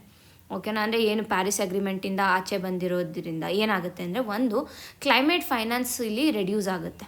ಯಾಕೆಂದರೆ USA being developed country and major contributor to ಏನು ಕ್ಲೈಮೇಟ್ ಫಂಡ್ ಇದೆ ಅದಕ್ಕೆ ಮೇಜರ್ ಕಾಂಟ್ರಿಬ್ಯೂಟರ್ ಆಗಿರುವಂಥ ಕಾರಣ ಈಗ USA ಹೊರ ಬಂದಿದೆ ಅಂತಂದರೆ ಆ ಒಂದು ಕ್ಲೈಮೇಟ್ ಫಿನಾನ್ಸಿಂಗ್ ಏನಿದೆ ಆ ಕ್ಲೈಮೇಟ್ ಫಿನಾನ್ಸಿಂಗ್ ಕೂಡ ಇಲ್ಲಿ ಕಡಿಮೆ ಆಗುತ್ತೆ. ಸೊ ಅದು ಫಸ್ಟ್ ಪ್ರಾಬ್ಲಮ್. ಸೆಕೆಂಡ್ ನಾವು ನೋಡಿದಾಗ ಏನಾಗುತ್ತೆ ಅಂತಂದರೆ, ಇದರಿಂದ ರಿನ್ಯೂಯಬಲ್ ಎನರ್ಜಿ ಏನಿದೆ, ರಿನ್ಯೂಯಬಲ್ ಎನರ್ಜಿಯ ಒಂದು ರೋಲ್ಔಟ್ ಏನಾಗಬೇಕಿತ್ತು ಅದು ಕೂಡ ಕಡಿಮೆ ಆಗುತ್ತೆ. ಯಾಕೆ ಅಂತಂದರೆ ಪ್ಯಾರಿಸ್ ಕ್ಲೈಮೇಟ್ ಡೀಲಲ್ಲಿ ಕೆಲವಷ್ಟು ನ್ಯಾಷನಲಿ ಡಿಟರ್ಮೈನ್ಡ್ ಕಾಂಟ್ರಿಬ್ಯೂಷನ್ಸ್ ಇತ್ತು. ಸೊ ಆ ಒಂದು ಕಾಂಟ್ರಿಬ್ಯೂಷನ್ಸ್ ಪ್ರಕಾರ ರಿನ್ಯೂಯಬಲ್ ಎನರ್ಜಿನ ಎಲ್ಲ ದೇಶಗಳು ಓವರ್ ಪೀರಿಯಡ್ ಆಫ್ ಟೈಮ್ ನಾವು ಇನ್ಸ್ಟಾಲ್ ಮಾಡ್ತೀವಿ ಅಂತ ಹೇಳಿದ್ದು. ಸೊ ಇವಾಗ ಯಾವಾಗ ಈ USA ಆಚೆ ಬಂದಿದೆ, ಹೊರ ಬಂದಿದೆ ಪ್ಯಾರಿಸ್ ಕ್ಲೈಮೇಟ್ ಡೀಲ್ ಇರ್ಬೋದು UNFCC ಇಂದ, ಸೊ ಇದ್ರ ಮೇಲೂ ಕೂಡ ಆ ಒಂದು ರಿನ್ಯೂಯಬಲ್ ಎನರ್ಜಿಯ ಒಂದು ಏನು ರೋಲ್ ಬ್ಯಾಕ್ ಆಗಬೇಕಿತ್ತು ಅದ್ರ ಮೇಲೂ ಕೂಡ ಇದು ಪರಿಣಾಮವನ್ನು ಬೀರುತ್ತೆ ಅನ್ನೋದನ್ನು ಅರ್ಥ ಮಾಡ್ಕೋಬೇಕು. ಅದರ ಜೊತೆಗೆ ಏನು ಮೈನಾರಿಟಿ ರೈಟ್ಸ್ ಇದೆ, ಇಲ್ಲ ರೂಲ್ ಆಫ್ ಲಾ ಇದೆ, ಮತ್ತು ಜೆಂಡರ್ ಈಕ್ವಾಲಿಟಿ, ಇವುಗಳನ್ನು ಟ್ರಂಪ್ ಆಡಳಿತ ಏನು ಹೇಳ್ತಾ ಇದೆ ಅಂದರೆ ವೋಕ್ ಇನಿಷಿಯೇಟಿವ್ಸ್ ಅಂತ ಪರಿಗಣಿಸಿದೆ. ಸೊ ಇಲ್ಲಿ ವೋಕ್ ಇನಿಷಿಯೇಟಿವ್ಸ್ ಅಂತಂದರೆ ಇಟ್ ರೆಫರ್ಸ್ ಟು ಆ್ಯಕ್ಷನ್ಸ್ ಇರ್ಬೋದು, ಇಲ್ಲ ಪಾಲಿಸಿಗಳಿರ್ಬೋದು, ಇಲ್ಲ ಅವೇರ್ನೆಸ್ ಪ್ರೋಗ್ರಾಮ್ಗಳಿರ್ಬೋದು. ಏನರ ಮೇಲೆ ಫೋಕಸ್ ಮಾಡುತ್ತೆ ಅಂತಂದರೆ ಏನು ಡಿಸ್ಕ್ರಿಮಿನೇಷನ್ ನಡೀತಾ ಇದೆ, ಅಂದರೆ ಸಿಸ್ಟಮೆಟಿಕ್ಕಾಗಿ ಡಿಸ್ಕ್ರಿಮಿನೇಷನ್ ನಡೀತಾ ಬಂದಿದೆ ಅದು ಇರ್ಬೋದು, ಮತ್ತು ಸೋಷಿಯಲ್ ಡೈವರ್ಸಿಟಿಯನ್ನು, ಸೋಷಿಯಲ್ ಜಸ್ಟಿಸನ್ನು, ಈಕ್ವಿಟಿ, ಇನ್ಕ್ಲೂಷನ್ ಇವುಗಳನ್ನು ಪ್ರಮೋಟ್ ಮಾಡುವಂಥ ಒಂದು ಇನಿಷಿಯೇಟಿವ್ಸ್ ಅಥವಾ ಪಾಲಿಸೀಸ್ಗಳನ್ನು ವೋಕ್ ಇನಿಷಿಯೇಟಿವ್ಸ್ ಅಂತ ಕರೀತಾರೆ.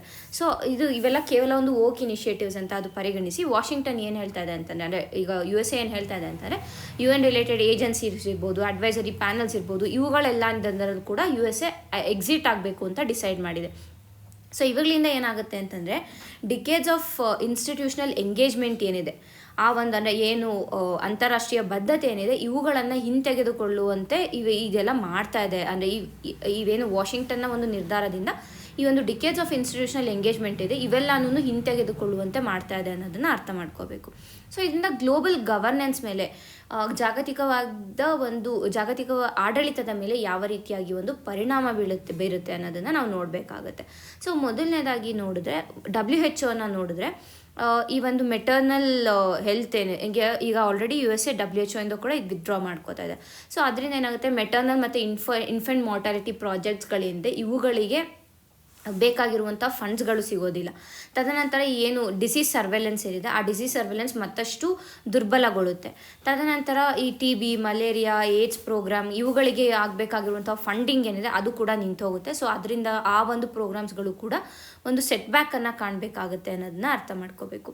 ಇದಿಷ್ಟು with respect to World Health Organization ಅಥವಾ ಗ್ಲೋಬಲ್ ಹೆಲ್ತ್ ಬಗ್ಗೆ. ಆದರೆ ಇನ್ನು ಈಗಾಗಲೇ ಕ್ಲೈಮೇಟ್ ಚೇಂಜ್ ಬಗ್ಗೆ ನಾವು ನೋಡಿದ್ದೀವಿ ಏನಾಗಿದೆ ಅನ್ನುವಂಥದ್ದು.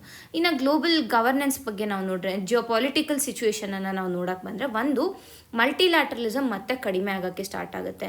ಅಂದರೆ ಈಗೇನು ಮಲ್ಟಿಪೋಲಾರ್ ವರ್ಲ್ಡನ್ನು ನಾವು ಇದು ಮಾಡಬೇಕು ಅಂತ ಪ್ರಮೋಟ್ ಮಾಡ್ತಾ ಇದ್ದೀವಿ ಅದು ಇಲ್ಲಿ ಕಡಿಮೆ ಆಗುತ್ತೆ.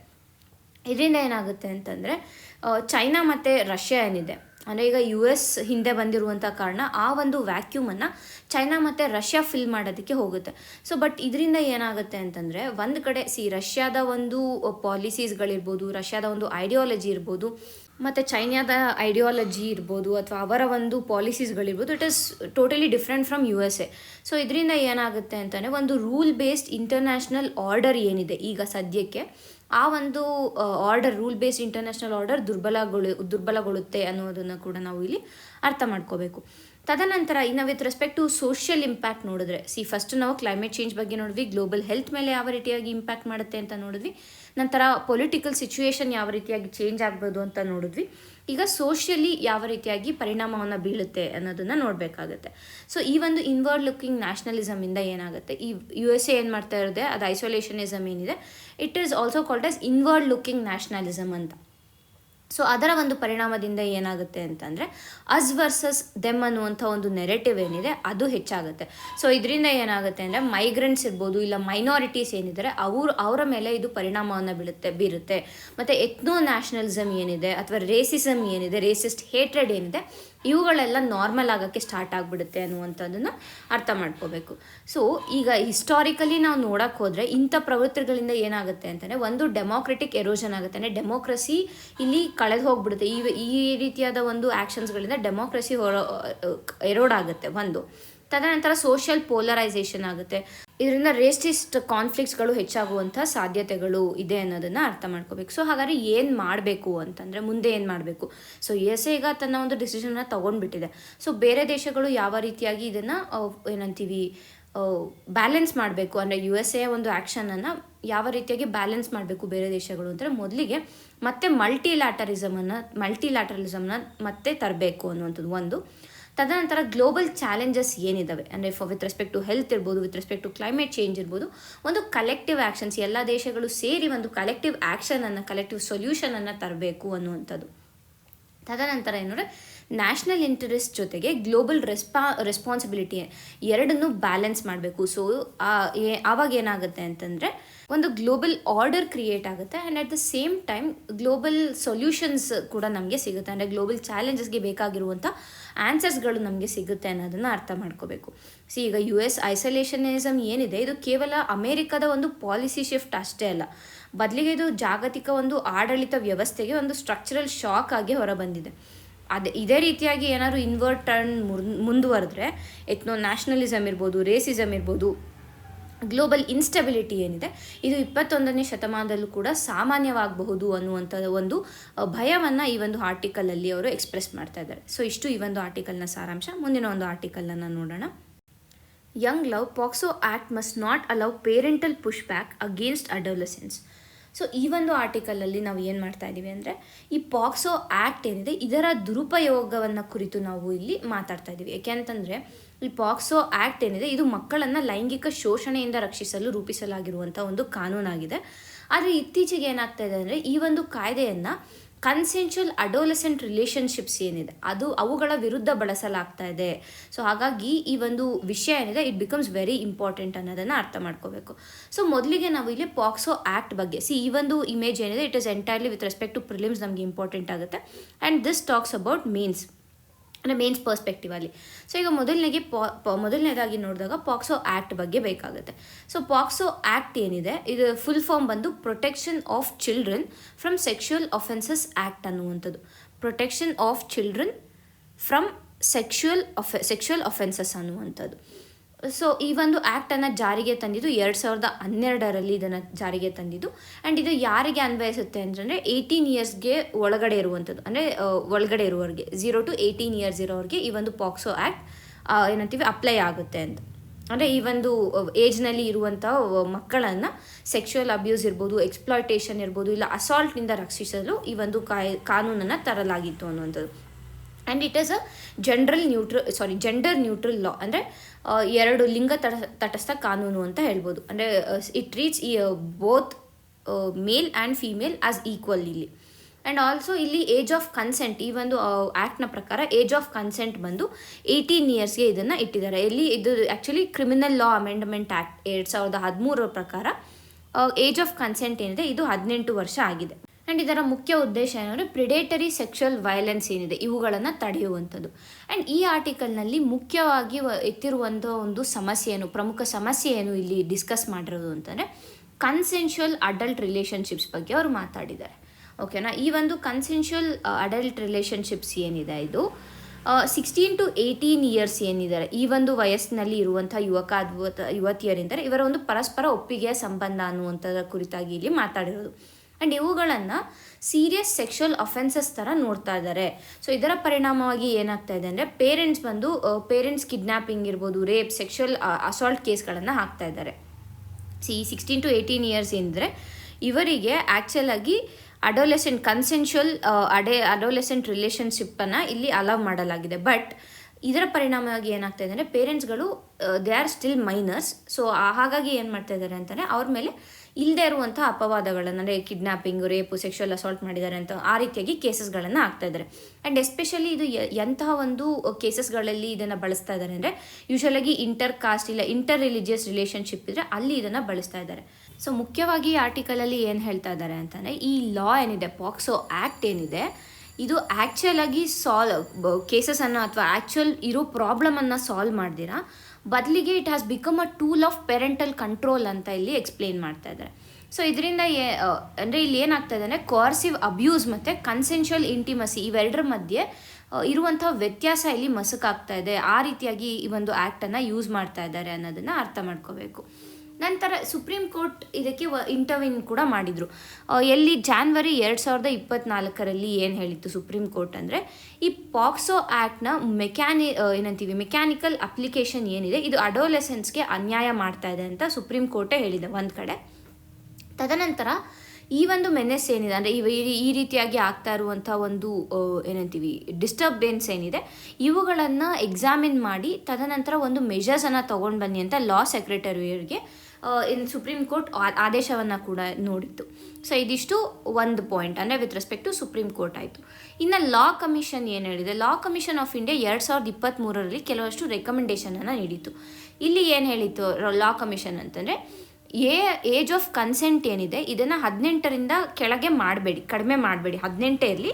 ಬಟ್ ಏನು ಮಾಡಬೇಕು ಅಂದರೆ ಕನ್ಸೆನ್ಷುವಲ್ ಅಡಲ್ಟ್ ರಿಲೇಷನ್ಶಿಪ್ಸ್ ಏನಿದೆ ಇದಕ್ಕೆ ಸ್ಟ್ರಿಕ್ಟ್ ಕ್ರಿಮಿನಲ್ ಲಯಬಿಲಿಟಿ ಅನ್ವಯಿಸಬಾರ್ದು. ಅಂದರೆ ಈ ಒಂದು ಪಾಕ್ಸೋ ಆ್ಯಕ್ಟಲ್ಲಿ ಬರುವಂಥ ಕ್ರಿಮಿನಲ್ ಲಯಬಿಲಿಟಿ ಏನಿದೆ ಈ ರೀತಿಯಾದ ಒಂದು ಕನ್ಸೆನ್ಷುವಲ್ ಅಡಲ್ಟ್ ರಿಲೇಷನ್ಶಿಪ್ಸ್ ಏನಿರುತ್ತೆ ಅದಕ್ಕೆ ಅಪ್ಲೈ ಮಾಡಬಾರ್ದು ಅಂತ ಲಾ ಕಮಿಷನ್ ಒಂದು ರಿಪೋರ್ಟನ್ನು ನೀಡಿತ್ತು. ಸೊ ಇದಿಷ್ಟು ಒಂದು ಕಡೆ ಆಯಿತು. ಅಂದರೆ ಈಗ ಏನು ಪೇರೆಂಟ್ಸು ಮಿಸ್ಯೂಸ್ ಮಾಡ್ತಾ ಇದ್ದಾರೆ ಪಾಕ್ಸೋನ, ಅದಕ್ಕೆ ಸುಪ್ರೀಂ ಕೋರ್ಟ್ ಏನು ಹೇಳಿದೆ, ಲಾ ಕಮಿಷನ್ ರೆಕಮೆಂಡೇಷನ್ ಏನು ಎಲ್ಲ ಆಯಿತು. ಬಟ್ ಈ ರೀತಿಯಾಗಿ ಯಾಕೆ ಆಗ್ತಾ ಇದೆ ಅಂದರೆ ಈ ಪೇರೆಂಟ್ಸ್ ಯಾಕೆ ಈ ರೀತಿಯಾಗಿ ಮಾಡ್ತಾ ಇದ್ದಾರೆ ಅಂತ ನಾವು ನೋಡಿದರೆ it basically lies in ethical issues ಇರುವಂಥ ಕಾರಣ ಇಲ್ಲಿ ಏನು ಅಂದರೆ ಒಂದು ಫ್ಯಾಮಿಲಿಯ ಒಂದು ಘನತೆ ಗೌರವ ಅಂತ ಹೋಗ್ತಾರೆ ಹೊರತು ಇಂಡಿವಿಜುವಲ್ ಚಾಯ್ಸ್ ಬಗ್ಗೆ ಇಲ್ಲಿ ನೋಡಲ್ಲ. ಅಂದರೆ ಇಲ್ಲಿ ಒಂದು ಡೈಲಮಾ ಕ್ರಿಯೇಟ್ ಆಗುತ್ತೆ. ಒಂದು ಫ್ಯಾಮಿಲಿಯ ಒಂದು ಆನರನ್ನು ನೋಡಬೇಕು ಅಥವಾ ಇಂಡಿವಿಜುವಲ್ ಚಾಯ್ಸನ್ನು ಚೂಸ್ ಮಾಡಬೇಕು ಅನ್ನುವಂಥ ಒಂದು ಕ್ವೆಶನ್ ಬರುತ್ತೆ, ಒಂದು ಎಥಿಕಲ್ ಡೈಲಮಾ ಬರುತ್ತೆ. ತದನಂತರ ಏನು ಅಡೋಲೆಸೆನ್ಸ್ ಅಟಾನಮಿನ ಅಥವಾ ಪೇರೆಂಟಲ್ ಅಥಾರಿಟಿನ ಅನ್ನುವಂಥ ಒಂದು ಮತ್ತೆ ಆ ಒಂದು ಡೈಲಮಾ ಕ್ರಿಯೇಟ್ ಆಗುತ್ತೆ. ಆ್ಯಂಡ್ ಆಲ್ಸೋ ಕ್ರಿಮಿನಲ್ ಲಾನ ಬಳಸಿ ಒಂದು ಮಾರಲ್ ಪೊಲೀಸಿಂಗ್ ಮಾಡ್ತಾ ಇದ್ದಾರೆ ಇಲ್ಲಿ. ಸೊ ಏನು ಮಾಡಬೇಕು ಅಂದರೆ ಈ ಒಂದು ಆರ್ಟಿಕಲಲ್ಲಿ ಏನು ಸಜೆಸ್ಟ್ ಮಾಡ್ತಾ ಇದ್ದಾರೆ ಅಂತಂದರೆ ಕೇವಲ ಪಾಕ್ಸೋ ಆ್ಯಕ್ಟನ್ನು ತರೋದು ಸೊಲ್ಯೂಷನ್ ಅಲ್ಲ, ಇಲ್ಲ ಬೇರೆ ಒಂದು ಪಾಲಿಸಿಯ ಬೇರೆ ಒಂದು ಕಾನೂನನ್ನು ತರೋದು ಸೊಲ್ಯೂಷನ್ ಅಲ್ಲ, ಬದಲಿಗೆ ಕೌನ್ಸೆಲಿಂಗನ್ನು ಮಾಡಬೇಕು, ಅದಕ್ಕೆ ಬೇಕಾಗಿರುವಂಥ ಪ್ರಾಪರ್ ಎಜುಕೇಷನನ್ನು ನೀಡುವುದು ಅಗತ್ಯ ಆಗುತ್ತೆ ಅನ್ನೋದನ್ನು ಇಲ್ಲಿ ಹೇಳ್ತಾ ಇದ್ದಾರೆ. ಸೊ ಹಾಗಾದರೆ ಮುಂದೆ ಏನು ಮಾಡಬೇಕು ಅಂತಂದರೆ ಪಾಕ್ಸೋ ಆ್ಯಕ್ಟ್ನಲ್ಲಿ ಅಬ್ಯೂಸ್ಗೆ ಮತ್ತು ಕನ್ಸೆನ್ಷುವಲ್ ಇಂಟಿಮಸಿಗೆ ಇರುವಂಥ ಡಿಫ್ರೆನ್ಸನ್ನು ಕ್ಲೀನಾಗಿ ಹೇಳಬೇಕು. ಆ ಒಂದು ಆ್ಯಕ್ಟಲ್ಲಿ ಕ್ಲೀನಾಗಿ ಆ ಡಿಫ್ರೆನ್ಸಿಯೇಷನನ್ನು ತರಬೇಕು. ಎರಡನೇದಾಗಿ ಏನು ಅಂತಂದರೆ ಕೌನ್ಸಿಲಿಂಗ್ ಸರ್ವಿಸಸನ್ನು ಕೊಡಬೇಕು, ಅಡೋಲೆಸೆನ್ಸ್ಗೂ ಕೊಡಬೇಕು, ಪೇರೆಂಟ್ಸ್ಗೂ ಕೊಡಬೇಕು. ಸೊ ಆ ಒಂದು ಕೌನ್ಸಿಲಿಂಗ್ ಸರ್ವಿಸಸನ್ನು ತರಬೇಕು. ತದನಂತರ ಫ್ಯಾಮಿಲಿ ಮೀಡಿಯೇಷನ್ ಮೆಕ್ಯಾನಿಸಮ್ಸನ್ನು ತರಬೇಕು. ಅಷ್ಟೇ ಅಲ್ದಿರ ಪೊಲೀಸರಿಗೆ ಕೂಡ ಟ್ರೈನಿಂಗನ್ನು ಕೊಡಬೇಕು. ಅಂದರೆ ಆಟೋಮೆಟಿಕ್ಕಾಗಿ ಅದನ್ನ FIR ಆಗಿ ಟರ್ನ್ ಮಾಡೋದಕ್ಕೆ ಬದಲಾಗಿ ಯಾವ ರೀತಿಯಾಗಿ ಅಂಥ ಒಂದು ಸಿಚುವೇಶನ್ಸ್ ಬಂತು ಅಂದರೆ ಪೊಲೀಸರು ಯಾವ ರೀತಿಯಾಗಿ ಅದನ್ನ ಹ್ಯಾಂಡಲ್ ಮಾಡಬೇಕು ಅನ್ನೋದಕ್ಕೆ ಅವ್ರಿಗೂ ಕೂಡ ಟ್ರೈನಿಂಗನ್ನು ಕೊಡಬೇಕು ಅಂತ ಇಲ್ಲಿ ಹೇಳ್ತಾ ಇದ್ದಾರೆ. ಪಾಕ್ಸೋ ಆ್ಯಕ್ಟ್ ಏನಿದೆ ಇದು ಒಂದು ಅತ್ಯಗತ್ಯ ಕಾನೂನಾಗಿದೆ ಭಾರತದಲ್ಲಿ. ಆದರೆ ಅದನ್ನ ಬ್ಲ್ಯಾಂಕೆಟ್ ಕ್ರಿಮಿನಲೈಸೇಷನ್ ಟೂಲ್ ಆಗಿ ಬಳಸಬಾರ್ದು. ಆ ರೀತಿಯಾಗಿ ಬಳಸಿದ್ರೆ ಏನಾಗುತ್ತೆ ಅಂತಂದರೆ ಯುವತಿಯರಿಂದರೆ ಇವರ ಒಂದು ಇಂಡಿಪೆಂಡೆನ್ಸ್ ಇರ್ಬೋದು ಅಥವಾ ಅವರ ಒಂದು ಮೆಂಟಲ್ ಹೆಲ್ತ್ ಇರ್ಬೋದು ಅಥವಾ ಅವರ ಒಂದು ಫ್ಯೂಚರ್ ಹಾನಿಯಾಗುತ್ತೆ. So child protection must not come at the cost of adolescent dignity ಅನ್ನೋದನ್ನು ಇಲ್ಲಿ ಅವರು ಎಕ್ಸ್ಪ್ಲೇನ್ ಮಾಡ್ತಾ ಇದ್ದಾರೆ. ಸೊ ಇಷ್ಟು ಈ ಒಂದು ಆರ್ಟಿಕಲ್ನ ಸಾರಾಂಶ ಆಗಿದೆ. ಮುಂದಿನ ಒಂದು ಆರ್ಟಿಕಲ್ನ ನೋಡೋಣ. Arbitration council of India yet to be constituted. So ಈ ಒಂದು ಆರ್ಟಿಕಲ್ನಲ್ಲಿ ನಾವು ಏನು ನೋಡ್ತೀವಿ ಅಂತಂದರೆ ಭಾರತದ ನ್ಯಾಯಾಂಗ ಸುಧಾರಣೆ ಮತ್ತು ವ್ಯಾಪಾರ ಸುಲಭತೆಗೆ ಸಂಬಂಧಿಸಿದ ಒಂದು ವಿಷಯ ಆಗಿರುತ್ತೆ ಇದು. ಸೊ ಈ ಒಂದು ಆರ್ಬಿಟ್ರೇಷನ್ ಕೌನ್ಸಿಲ್ ಆಫ್ ಇಂಡಿಯಾ ಏನಿದೆ ಇದರ ಬಗ್ಗೆ ನಾವು ಮಾತಾಡ್ತೀವಿ. ಸೊ ಇದರ ಒಂದು ಕಾನೂನು ತಿದ್ದುಪಡಿಯಾಗಿ ಈಗ ಆಲ್ಮೋಸ್ಟ್ 6 years ಆಗಿದೆ. ಈ arbitration council of India arbitration and conciliation amendment act 2019 ಈ ಒಂದು ಆ್ಯಕ್ಟನ್ನು ಅಮೆಂಡ್ ಮಾಡಿದ್ದು ಅಥವಾ ಚೇಂಜ್ ಮಾಡಿದ್ದು.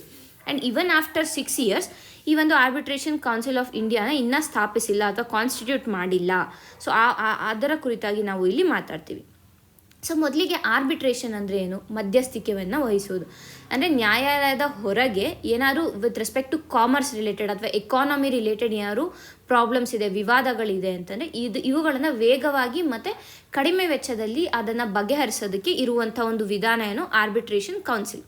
ಓಕೆನಾ? ಭಾರತದಲ್ಲಿ arbitration and conciliation act of 1996 ಇತ್ತು.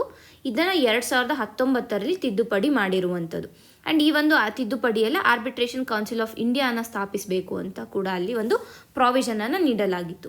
ಆ್ಯಂಡ್ ಇದರ ಮುಖ್ಯ ಉದ್ದೇಶ ಏನು ಅಂತಂದರೆ ಇನ್ಸ್ಟಿಟ್ಯೂಷನಲ್ ಆರ್ಬಿಟ್ರೇಷನ್ಗೆ ಉತ್ತೇಜನವನ್ನು ನೀಡುವುದು. ಆ್ಯಂಡ್ ಆಲ್ಸೋ ಆರ್ಬಿಟ್ರೇಷನ್ ಇನ್ಸ್ಟಿಟ್ಯೂಷನ್ಗಳ ಒಂದು ರೆಗ್ಯುಲೇಷನ್ ಇರ್ಬೋದು ಮತ್ತು ಗ್ರೇಡಿಂಗ್ ಇರ್ಬೋದು, ಅವುಗಳನ್ನು ಈ ಆರ್ಬಿಟ್ರೇಷನ್ ಕೌನ್ಸಿಲ್ ಆಫ್ ಇಂಡಿಯಾ ನೋಡ್ಕೋಬೇಕು ಅನ್ನುವಂಥದ್ದು ಇದರ ಒಂದು ಮುಖ್ಯವಾದ ಫಂಕ್ಷನ್ಸ್ ಅಂತ ಹೇಳ್ಬೋದು. ಬಟ್ ಈವರೆಗೂ ಈ ಒಂದು 6 ವರ್ಷಗಳಾದರೂ ಕೂಡ ಈಗಲೂ ಈ ಒಂದು ಆರ್ಬಿಟ್ರೇಷನ್ ಕೌನ್ಸಿಲ್ ಆಫ್ ಇಂಡಿಯಾ ಏನಿದೆ ಇದನ್ನು ಸ್ಥಾಪಿಸದೇ ಇಲ್ಲದೆ ಇರುವಂಥ ಕಾರಣ ಏನಾಗುತ್ತೆ ಅಂದರೆ ಭಾರತದಲ್ಲಿ ಭಾರತವನ್ನು ಒಂದು ಇಂಟರ್ನ್ಯಾಷನಲ್ ಆರ್ಬಿಟ್ರೇಷನ್ ಹಬ್ ಆಗಿ ಮಾಡಬೇಕು ಅಂತ ಏನು ಗುರಿ ಇದೆ, ಆ ಗುರಿಗೆ ಇದು ಅಡ್ಡಿ ಆಗ್ತಾ ಇದೆ ಅನ್ನೋದನ್ನು ಅರ್ಥ ಮಾಡ್ಕೋಬೇಕು. ಇದು ಒಂದು ಕಡೆ ಆಯಿತು. ತದನಂತರ ಈ ರೀತಿಯಾದ ಒಂದು ಇನ್ಸ್ಟಿಟ್ಯೂಷನಲ್ ಆರ್ಬಿಟ್ರೇಷನ್ ಯಾಕೆ ಮುಖ್ಯ ಆಗುತ್ತೆ ಅಂತಂದರೆ ಒಂದು ಕಡೆ ಟ್ರಾನ್ಸ್ಪರೆನ್ಸಿ, ಪಾರದರ್ಶಕತೆ ಇರುತ್ತೆ. ಆ್ಯಂಡ್ ಆಲ್ಸೋ ಕ್ರೆಡಿಬಿಲಿಟಿ ಇನ್ಕ್ರೀಸ್ ಆಗುತ್ತೆ. ಇದ್ರ ಜೊತೆ ಏನಾಗುತ್ತೆ ಅಂತಂದರೆ ಈ ಡಿಸ್ಪ್ಯೂಟ್ಗಳು ಏನಾದರೂ ಇರೋ ಇವಾಗ ವಿತ್ ರೆಸ್ಪೆಕ್ಟ್ ಟು ಕಂಪನೀಸ್ ಏನಾದರೂ ಡಿಸ್ಪ್ಯೂಟ್ ಇದೆ ಅಂತಾರೆ, 2 ಕಂಪನಿಗಳ ಮಧ್ಯೆ ಒಂದು ಏನಾದರೂ ಗೊಂದಲ ಇದೆ ಅಂತಂದರೆ ಆ ಗೊಂದಲವನ್ನು ಬೇಗ ಅಂದರೆ ಅತಿ ವೇಗವಾಗಿ and at the same time ಕಡಿಮೆ ವೆಚ್ಚದಲ್ಲಿ ಕ್ಲಿಯರ್ ಮಾಡ್ಕೋಬೋದು. ಇದರಿಂದ ಏನಾಗುತ್ತೆ ಅಂದರೆ is of doing business in India ಏನಿದೆ ಇದು ಕೂಡ ಎನ್ಹಾನ್ಸ್ ಆಗುತ್ತೆ. ಸೊ ಯಾವಾಗ ಈಸ್ ಆಫ್ ಡೂಯಿಂಗ್ ಬಿಸ್ನೆಸ್ ಇರುತ್ತೆ ಆಗ ಹೆಚ್ಚಿನದಾಗಿ ಫಾರಿನ್ ಇನ್ವೆಸ್ಟ್ಮೆಂಟ್, ಫಾರಿನ್ ಹೂಡಿಕೆಗಳೇನಿದೆ, ವಿದೇಶಿ ಹೂಡಿಕೆಗಳೇನಿದೆ ಇವುಗಳಿಗೆ ವಿಶ್ವಾಸವನ್ನು ನೀಡುತ್ತೆ. ಅಂದರೆ ಟ್ರಸ್ಟ್ ಮತ್ತು ಕ್ರೆಡಿಬಿಲಿಟಿಯನ್ನು ಅದು ಕ್ರಿಯೇಟ್ ಮಾಡುವಂಥ ಕಾರಣ ಫಾರಿನ್ ಇನ್ವೆಸ್ಟ್ಮೆಂಟ್ಸನ್ನು ಕೂಡ ನಾವು ಅಟ್ರಾಕ್ಟ್ ಮಾಡ್ಬೋದಾಗತ್ತೆ. ಸೊ ಈ ಒಂದು ನಿಟ್ಟಿನಲ್ಲಿ ನಮಗೆ ಈ arbitration council of India important ಆಗುತ್ತೆ. ಈ ಆ್ಯಕ್ಟ್ ನಮಗೆ ಬೇಕು, 2 ಆ್ಯಕ್ಟ್ಗಳೇನಿದೆ ಇದು ಮತ್ತು ಅವುಗಳ ಒಂದು ಮುಖ್ಯ ಪ್ರಾವಿಷನ್ಸ್ ಏನು ಇದೆಲ್ಲ ನಮಗೆ ಇಂಪಾರ್ಟೆಂಟ್ ಆಗುತ್ತೆ. ಹಾಗಾದರೆ ಮುಂದೆ ಏನು ಮಾಡಬೇಕು ಅಂತಂದರೆ ಈಗಲೇ ಆರ್ಬಿಟ್ರೇಷನ್ ಕೌನ್ಸಿಲ್ ಆಫ್ ಇಂಡಿಯಾ ಏನಿದೆ ಇದನ್ನು ತಕ್ಷಣ ಸ್ಥಾಪಿಸಬೇಕು. ತದನಂತರ ಇನ್ಸ್ಟಿಟ್ಯೂಷನಲ್ ಆರ್ಬಿಟ್ರೇಷನ್ಗೆ ಹೋದವ್ರಿಗೆ ಕೆಲವೊಂದು ಇನ್ಸೆಂಟಿವ್ಸನ್ನು ನೀಡೋದು, ಅಂದರೆ ಏನಾದರೂ ಬೆನಿಫಿಟ್ಸನ್ನು ನೀಡುವಂಥದ್ದು ಆವಾಗ ಏನಾಗುತ್ತೆ ಅಂತಂದರೆ ಈ ಇನ್ಸ್ಟಿಟ್ಯೂಷನಲ್ ಆರ್ಬಿಟ್ರೇಷನಿಂದ ನಮ್ಮ ಒಂದು ನಾರ್ಮಲ್ ಕೇಸಸ್ಗಳಿದೆ, ಅಂದರೆ ಕೋರ್ಟ್ಸ್ಗಳಿಂದ ಸುಪ್ರೀಂ ಕೋರ್ಟ್, ಹೈಕೋರ್ಟ್ ಏನಿದೆ ಇವುಗಳಲ್ಲಿ ಇರುವಂಥ ಬ್ಯಾಕ್ಲಾಗ್ಗಳು, ವೇಕೆನ್ಸಿಗಳು ಇವೆಲ್ಲ ಕಡಿಮೆ ಆಗುತ್ತೆ. And at the same time ಆ ಒಂದು ಕೋರ್ಟ್ಗಳ ಮೇಲೆ ಬೀಳ್ತಾ ಇರುವಂಥ ಒಂದು ಪ್ರೆಷರ್ ಏನಿದೆ ಆ ಪ್ರೆಷರ್ ಕೂಡ ಇಲ್ಲಿ ಕಡಿಮೆ ಆಗುತ್ತೆ. ಆ್ಯಂಡ್ ಏನು ಮುಖ್ಯವಾಗಿ ಅವು ಸಿವಿಲ್ ಮತ್ತು ಕ್ರಿಮಿನಲ್ ಕೇಸಸನ್ನು ಹ್ಯಾಂಡಲ್ ಮಾಡಬೇಕು ಅವುಗಳ ಮೇಲೆ ಕಾನ್ಸಂಟ್ರೇಟ್ ಮಾಡ್ಬೋದು. ಸೊ ಇದರಿಂದ ಏನಾಗುತ್ತೆ ಅಂತಂದರೆ ಭಾರತದ ಒಂದು ಜುಡಿಷರಿ ಏನಿದೆ ಅದು ಕೂಡ ಇಲ್ಲಿ ಇಂಪ್ರೂವ್ ಆಗುತ್ತೆ ಅನ್ನೋದನ್ನು ನಾವು ಅರ್ಥ ಮಾಡ್ಕೋಬೇಕು. ಆ್ಯಂಡ್ ಮೋರ್ ಓವರ್ ಆಗಿ ನಾವು ನೋಡಿದಾಗ ಈ ಆರ್ಬಿಟ್ರೇಷನ್ ಕೌನ್ಸಿಲ್ ಆಫ್ ಇಂಡಿಯಾ ಒಂದು ಸ್ಥಾಪನೆ ಏನಿದೆ ಇದು ಕೇವಲ ಒಂದು ಲಾನ ಪಾಲಿಸೋದಷ್ಟೇ ಅಲ್ಲ, ಬದಲಿಗೆ ಇಂಡಿಯಾದ ಒಂದು ಎಕನಾಮಿಕ್ ಗವರ್ನೆನ್ಸ್ ಏನಿದೆ ಮತ್ತು ಇನ್ವೆಸ್ಟರ್ ಕಾನ್ಫಿಡೆನ್ಸ್ ಏನಿದೆ ಇವುಗಳನ್ನು ಡಿಸೈಡ್ ಮಾಡೋದಕ್ಕೆ it is a important factor ಅನ್ನೋದನ್ನು ನಾವು ಅರ್ಥ ಮಾಡ್ಕೋಬೇಕು. ಸೊ ಇಷ್ಟು ನಮಗೆ ಈ ಒಂದು ಆರ್ಟಿಕಲ್ನಲ್ಲಿ ಸಿಗ್ತಾ ಇರೋ ಇನ್ಫಾರ್ಮೇಷನ್ ಆಗಿದೆ. ಮುಂದಿನ ಒಂದು ಆರ್ಟಿಕಲನ್ನು ನೋಡೋಣ. Bhairav battalions to debut in army day parade in Jaipur on January 15th. So ಈ ಒಂದು ಆರ್ಟಿಕಲ್ ಭೈರವ್ ಬೆಟಾಲಿಯನ್ಸ್ ಬಗ್ಗೆನೇ ಪ್ರಿಲಿಮ್ಸಲ್ಲಿ ಕ್ವೆಶನ್ಸನ್ನು ಕೇಳ್ಬೋದು. ಆ ರೆಸ್ಪೆಕ್ಟಲ್ಲಿ ಇಂಪಾರ್ಟೆಂಟ್ ಆದರೆ with respect to prelims focus ಆದರೆ, ವಿತ್ ರೆಸ್ಪೆಕ್ಟ್ ಟು ಮೇನ್ಸ್ ಯಾವ ರೀತಿಯಾಗಿ ಭಾರತದ ಒಂದು ಡಿಫೆನ್ಸ್ ಸೆಕ್ಟರ್ ಯಾವ ರೀತಿಯಾಗಿ ಆಧುನೀಕರಣಕ್ಕೆ ಒಳಗಾಗ್ತಾ ಇದೆ, ಅಂದರೆ ಏನು ಫ್ಯೂಚರ್ ಟೆಕ್ನಾಲಜೀಸ್ ಏನಿದೆ ಅದನ್ನು ಯಾವ ರೀತಿಯಾಗಿ ಭಾರತದ ಸೇನೆ ಅಳವಡಿಸ್ಕೊಳ್ತಾ ಇದೆ ಅನ್ನೋದು ಕೂಡ ನಮಗೆ ಇಲ್ಲಿ ಇಂಪಾರ್ಟೆಂಟ್ ಆಗುತ್ತೆ. ಸೊ ಮೊದಲಿಗೆ ನಾವು ಆರ್ಮಿ ಡೇ ಬಗ್ಗೆ ನೋಡೋಣ. ಆರ್ಮಿ ಡೇ ಏನಿದೆ ಇದು ಪ್ರತಿ ವರ್ಷ January 15 ಸೆಲೆಬ್ರೇಟ್ ಮಾಡ್ತಾರೆ. ಈ ಒಂದು ದಿನ ಫೀಲ್ಡ್ ಮಾರ್ಷಲ್ KM ಕಾರ್ಯಪ್ಪ ಅವರೇನಿದ್ದಾರೆ ಇವರು ಭಾರತೀಯ ಸೇನೆಯ ಮೊದಲ ಭಾರತೀಯ ಕಮಾಂಡರ್ ಚೀಫ್ ಆಗಿ ನಾಯಕತ್ವವನ್ನು ವಹಿಸಿದ ದಿನ ಆಗಿದೆ. ಸೊ ಅದನ್ನು ಕಮ್ಮೆಮೊರೇಟ್ ಮಾಡೋದಕ್ಕೆ ಆರ್ಮಿ ಡೇ ಅಂತ ಅಂದ್ಬಿಟ್ಟು ನಾವು ಸೆಲೆಬ್ರೇಟ್ ಮಾಡ್ತೀವಿ January 15. ಆ್ಯಂಡ್ ಈ ವರ್ಷದ ಒಂದು ಆರ್ಮಿ ಡೇ ಪೆರೇಡ್ ಏನಿದೆ ಇದು ಎಲ್ಲಿ ನಡೀತಾ ಇದೆ? ಜೈಪುರಲ್ಲಿ ನಡೀತಾ ಇದೆ. ಸೊ ಇಷ್ಟು ನಮಗೆ ಬೇಸಿಕ್ ಇನ್ಫಾರ್ಮೇಷನ್. ಏನು ಆರ್ಮಿ ಡೇ ಅಂದರೆ ಏನು, ಏನಕ್ಕೆ ಇದನ್ನು ಸೆಲೆಬ್ರೇಟ್ ಮಾಡ್ತಾರೆ ಮತ್ತು ಯಾವತ್ತು ಸೆಲೆಬ್ರೇಟ್ ಮಾಡ್ತಾರೆ, ಈ ವರ್ಷ 2026 ಇದನ್ನು ಎಲ್ಲಿ ಸೆಲೆಬ್ರೇಟ್ ಮಾಡ್ತಾ ಇದ್ದಾರೆ. ಸೊ ಇಷ್ಟು ನಮಗೆ prelims point of view important. Next Bhairav battalions ಅಂದರೆ ಏನು ಅನ್ನೋದು ಕೂಡ ನಮಗೆ ಇಂಪಾರ್ಟೆಂಟ್ ಆಗುತ್ತೆ ವಿತ್ ರೆಸ್ಪೆಕ್ಟ್ ಟು ಪ್ರಿಲಿಮ್ಸ್. ಭಾರತೀಯ ಸೇನೆಯ newly raised modern warfare unit ಆಗಿದೆ. ಭೈರವ್ ಬೆಟಾಲಿಯನ್ಸ್ ಅಂದರೆ modern warfare unit of Indian army. And ಇದು ಇದರ ಒಂದು ಮುಖ್ಯವಾದ ಫೀಚರ್ಸ್ ಏನು ಅಂತಂದರೆ these are high speed offensive units. ಅಂದರೆ ದಾಳಿ ಮಾಡುವಂಥ, ಡಿಫೆನ್ಸಿವ್ ಅಲ್ಲ, ಇದು ಅಫೆನ್ಸಿವ್. ಅಂದರೆ ಯಾರಾದರೂ ದಾಳಿ ಮಾಡಿದಾಗ ಅದನ್ನು ತಡೆಯೋದಕ್ಕೆ ಇರುವಂಥ ಯೂನಿಟ್ ಅಲ್ಲ, ಬದಲಿಗೆ ನಾವೇ ಮೊದಲಾಗಿ ದಾಳಿ ಮಾಡೋದಕ್ಕೆ, ಅಂದರೆ ಏನಾದರೂ ಪ್ರಾಬ್ಲಮ್ ಇದೆ ಅಥವಾ ಏನಾದರೂ ಆತಂಕ ಇದೆ ಅಂತ ನಮಗೆ ತಿಳಿದಿದೆ ಅಂತಂದರೆ ಆಗ ಇಮಿಡಿಯೇಟಾಗಿ ನಾವೇ ದಾಳಿ ಮಾಡುವಂಥ ಒಂದು ಘಟಕಗಳಾಗಿದೆ. ಹೈ ಸ್ಪೀಡ್ ಅಫೆನ್ಸಿವ್ ಯೂನಿಟ್ಸ್ ಆಗಿದೆ ಇದು. ಸೊ ಪ್ರಿಲಿಮ್ಸಲ್ಲಿ ಕೇಳುವಾಗ ಇದನ್ನ ಹೈ ಸ್ಪೀಡ್ ಡಿಫೆನ್ಸಿವ್ ಯೂನಿಟ್ಸ್ ಅಂತ ಅಲ್ಲಿ ಚೇಂಜ್ ಮಾಡ್ಬೋದಾಗುತ್ತೆ. ಸೊ ನೀವು ಪ್ರತಿಯೊಂದು ವರ್ಡನ್ನು ಕ್ಲೀನಾಗಿ ಕಾನ್ಸಂಟ್ರೇಟ್ ಮಾಡಿ ಓದಬೇಕಾಗುತ್ತೆ. ತದನಂತರ ಈಗಾಗಲೇ 15 ಭೈರವ್ ಬೆಟಾಲಿಯನ್ಗಳನ್ನು ಸ್ಥಾಪಿಸಲಾಗಿದೆ. ಯೂಶಲಾಗಿ ಇದನ್ನ ಬಾರ್ಡರ್ ಏರಿಯಾಸಲ್ಲಿ, ಗಡಿ ಪ್ರದೇಶಗಳಲ್ಲಿ ಇವುಗಳನ್ನು ನಿಯೋಜನೆ ಮಾಡ್ತಾರೆ. ಆ್ಯಂಡ್ ಮುಂದೆ ಸುಮಾರು 25 ಬೆಟಾಲಿಯನ್ಸ್ಗಳನ್ನು ಏನಂತೀವಿ ಸ್ಥಾಪನೆ ಮಾಡೋದಕ್ಕೆ ಯೋಜನೆಯನ್ನು ಕೂಡ ರೂಪಿಸಲಾಗಿದೆ. ಸೊ ಇದಿಷ್ಟು ವಿತ್ ರೆಸ್ಪೆಕ್ಟ್ ಟು ಪ್ರಿಲಿಮ್ಸ್ ನಮಗೆ. ಅಂದರೆ ಏನು, ಒಂದು ಹೈ ಸ್ಪೀಡ್ ಅಫೆನ್ಸಿವ್ ಯೂನಿಟ್ಸ್ ಇವು, ಮತ್ತು ಏನು ಮಾಡರ್ನ್ ವಾರ್ಫೇರಲ್ಲಿ ಟ್ರೈನ್ ಆಗಿರುವಂತಹ ಯೂನಿಟ್ಸ್ ಆಗಿರುತ್ತೆ ಒಂದು, ಮತ್ತು ಆರ್ಮಿ ಡೇ ಪರೇಡ್ ಬಗ್ಗೆ ಮತ್ತು ಆರ್ಮಿ ಡೇ ಬಗ್ಗೆ ನಮಗೆ ಗೊತ್ತಿರಬೇಕಾಗಿದ್ದು. ಇದಿಷ್ಟು ವಿತ್ ರೆಸ್ಪೆಕ್ಟ್ ಟು ಪ್ರಿಲಿಮ್ಸ್ ಆಯಿತು. ಈಗ ವಿತ್ ರೆಸ್ಪೆಕ್ಟ್ ಟು ಮೇನ್ಸ್ ನೋಡೋಣ. ವಿತ್ ರೆಸ್ಪೆಕ್ಟ್ ಟು ಮೇನ್ಸ್ ನೋಡಿದಾಗ ಇದರ ಒಂದು ಆಪರೇಷನಲ್ ರೋಲ್ ಮತ್ತು ಸ್ಟ್ರಾಟಜಿಕ್ ಇಂಪಾರ್ಟೆನ್ಸ್ ನಮಗೆ ಬೇಕಾಗುತ್ತೆ. ಈ ಬೆಟಾಲಿಯನ್ಗಳ ಮುಖ್ಯ ಉದ್ದೇಶ ಏನು ಅಂತಂದರೆ ಪ್ಯಾರಾ ಸ್ಪೆಷಲ್ ಫೋರ್ಸಸ್ ಮತ್ತು ರೆಗ್ಯುಲರ್ ಇನ್ಫ್ಯಾಂಟ್ರಿ ನಡುವೆ ಏನು ಆಪರೇಷನಲ್ ಗ್ಯಾಪ್ ಇರುತ್ತೆ ಅದನ್ನು ಇದು ತುಂಬುತ್ತೆ. ಅಂದರೆ ಈಗ ಪ್ಯಾರಾ ಸ್ಪೆಷಲ್ ಫೋರ್ಸಸ್ಗಳು ಕೆಲವಷ್ಟು ಫಂಕ್ಷನ್ಸ್ಗಳನ್ನು ಮಾಡುತ್ತೆ. ಫಾರ್ ಎಕ್ಸಾಂಪಲ್ CRPF ಇರ್ಬೋದು, CISF ಇರ್ಬೋದು ಇವುಗಳು. ಅದೇ ಈಗ ರೆಗ್ಯುಲರ್ ಇನ್ಫ್ಯಾಂಟ್ರಿ ಅಂದರೆ ರೆಗ್ಯುಲರ್ ಆರ್ಮಿ ಏನಿದೆ ಇವುಗಳೇನು ಮಾಡ್ತವೆ, ಬಾರ್ಡರನ್ನು ನೋಡೋದು, ಅಂದರೆ ಬೇರೆ ಏನಾದರೂ ಅವುಗಳ ಬಗ್ಗೆ ಕಾನ್ಸಂಟ್ರೇಟ್ ಮಾಡುತ್ತೆ. ಇವೆರಡುಗಳ ಮಧ್ಯೆ ಕೆಲವಷ್ಟು ಆಪರೇಷನಲ್ ಗ್ಯಾಪ್ಸ್, ಅಂದರೆ ಕೆಲವಷ್ಟು ಏರಿಯಾಗಳು ಕ್ಲಿಯರ್ ಆಗಿ ಡಿವೈಡ್ ಆಗಿಲ್ಲ, ಇಲ್ಲ ಅಂತಲೇ ಓವರ್ಲ್ಯಾಪ್ ಆಗೋದಿರ್ಬೋದು, ಇಲ್ಲ ಕೆಲವಷ್ಟು ಏರಿಯಾಗಳು ಬಿಟ್ಟು ಹೋಗಿರುವಂಥದ್ದು ಇರ್ಬೋದು. ಈ ರೀತಿಯಾಗಿ ಇದ್ದಾಗ ಅಂಥ ಒಂದು ಗ್ಯಾಪನ್ನು ಈ ಭೈರವ್ ಬೆಟಾಲಿಯನ್ಸ್ ತುಂಬುತ್ತೆ ಒಂದು. ತದನಂತರ ಏನು ಅಂದರೆ ಟ್ಯಾಕ್ಟಿಕಲ್ ಆಪರೇಷನ್ಸಲ್ಲಿ ಪಾರ್ಟಿಸಿಪೇಟ್ ಮಾಡಬೇಕು ಅಂತಂದರೆ ಅಥವಾ ಟ್ಯಾಕ್ಟಿಕಲ್ ಕಾರ್ಯಾಚರಣೆಗಳನ್ನು ಏನಾದರೂ ನಡೆಸಬೇಕು ಅಂದರೆ Bhairav battalions they are the best. ಯಾಕೆಂತಂದರೆ ದೇ ಆರ್ ರ್ಯಾಪಿಡ್, ಅಂದರೆ ಫಾಸ್ಟಾಗಿ ಮಾಡ್ತಾರೆ ಆ್ಯಂಡ್ ಅಫೆನ್ಸಿವ್ ಯೂನಿಟ್ಸ್ ಆಗಿರುವಂಥ ಕಾರಣ ಈ ಒಂದು ಭೈರವ್ ಬೆಟಾಲಿಯನ್ ಇಂಪಾರ್ಟೆಂಟ್ ಆಗುತ್ತೆ.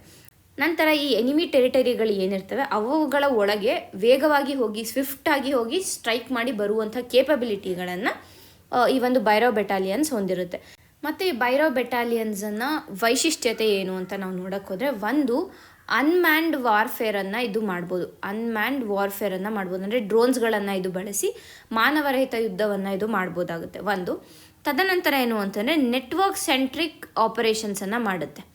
ಮತ್ತು ಮೂರನೇದಾಗಿ ಏನು ಅಂತಂದರೆ ಇದನ್ನು ಇನ್ಫೆಂಟ್ರಿ ಇರ್ಬೋದು, ಆರ್ಟಿಲರಿ ಇರ್ಬೋದು, ಆರ್ಮರ್ಡ್ ಕಾರ್ಪ್ಸ್ ಇರ್ಬೋದು ಇವುಗಳ ಜೊತೆ ಇಂಟಿಗ್ರೇಟ್ ಮಾಡಲಾಗಿದೆ. ಅಂದರೆ ಅವುಗಳ ಜೊತೆ ಇದು ಕೆಲಸವನ್ನು ಮಾಡಬೇಕು. ಸೊ ಅವಾಗ ಏನಾಗುತ್ತೆ ಅಂತಂದರೆ ಅವರ ಒಂದು, ಈಗ ಫಾರ್ ಎಕ್ಸಾಂಪಲ್ ಇನ್ಫೆಂಟ್ರಿಯನ್ನು ತೊಗೊಂಡ್ರೆ ಅವರ ಒಂದು ಕೇಪಬಿಲಿಟಿ ಜೊತೆಗೆ ಈ ಭೈರವ್ ಬೆಟಾಲಿಯನ್ನ ಕೇಪಬಿಲಿಟಿ ಆ್ಯಡ್ ಆದರೆ ನಮ್ಮ ಒಂದು ಏನಂತೀವಿ ವಿನ್ನಿಂಗ್ ಪಾಸಿಬಿಲಿಟಿ ಏನಿರುತ್ತೆ ಅದು ಮತ್ತಷ್ಟು ಇನ್ಕ್ರೀಸ್ ಆಗುತ್ತೆ. ಮತ್ತು ಆ ಒಂದು ಪ್ರೊಟೆಕ್ಷನ್ ಏನು ಸಿಗಬೇಕು ಅಥವಾ ಸೇಫ್ಟಿಯನ್ನು ಏನು ನೋಡಬೇಕು ಅದು ಕೂಡ ಅಲ್ಲಿ ಎನ್ಹಾನ್ಸ್ ಆಗುತ್ತೆ ಅನ್ನೋದನ್ನು ಅರ್ಥ ಮಾಡ್ಕೋಬೇಕು.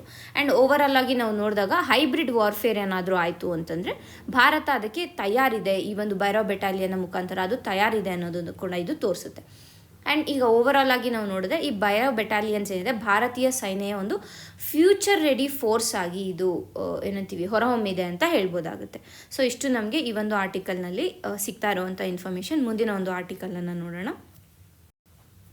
X accepts mistake promises compliance with Indian laws. So ಈ ಒಂದು ಆರ್ಟಿಕಲ್ ಕೂಡ ನಾವು ಕಳೆದ ವಾರ ನೋಡಿದ್ವಿ. ಅಂದರೆ ಏನು ಗ್ರಾಕನ್ನು ಬಳಸಿ ಟ್ವಿಟರಲ್ಲಿ ಅಥವಾ ಎಕ್ಸ್ ಅಂತ ಈಗ ಎಕ್ಸ್ ಏನಾಗಿದೆ ಇದರಲ್ಲಿ ಕೆಲವಷ್ಟು ಏನಂತೀವಿ ಫೋಟೋಸ್ಗಳನ್ನು ಜನರೇಟ್ ಮಾಡಿ ಹಾಕಲಾಗಿತ್ತು. ಸೊ ಅದರ ಕುರಿತಾಗಿ ಒಂದು ವಿಷಯವನ್ನು ನಾವು ಕಳೆದ ವಾರ ವಿಡಿಯೋದಲ್ಲಿ ಚರ್ಚಿಸಿದ್ವಿ. So if you want complete information about that please ಹೋಗಿ ಆ ವಿಡಿಯೋವನ್ನು ನೋಡಿ. ಈಗ ಇದರ ಒಂದು ಕಂಟಿನ್ಯೂಯೇಷನನ್ನು ನಾವು ನೋಡ್ತಾ ಇದ್ದೀವಿ.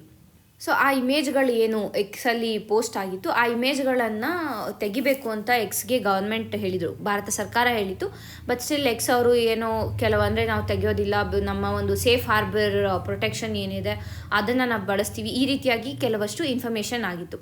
ಬಟ್ ಈಗ ಸರ್ಕಾರದ ಒಂದು ಎಚ್ಚರಿಕೆಯ ನಂತರ ಏನಾಗಿದೆ ಅಂತಂದರೆ ಸುಮಾರು 3500 ಕಂಟೆಂಟ್ಗಳನ್ನು ಮತ್ತು ಸುಮಾರು 600ಕ್ಕೂ ಹೆಚ್ಚು ಅಕೌಂಟ್ಗಳನ್ನು ಡಿಲೀಟ್ ಮಾಡಿದೆ ಎಕ್ಸ್.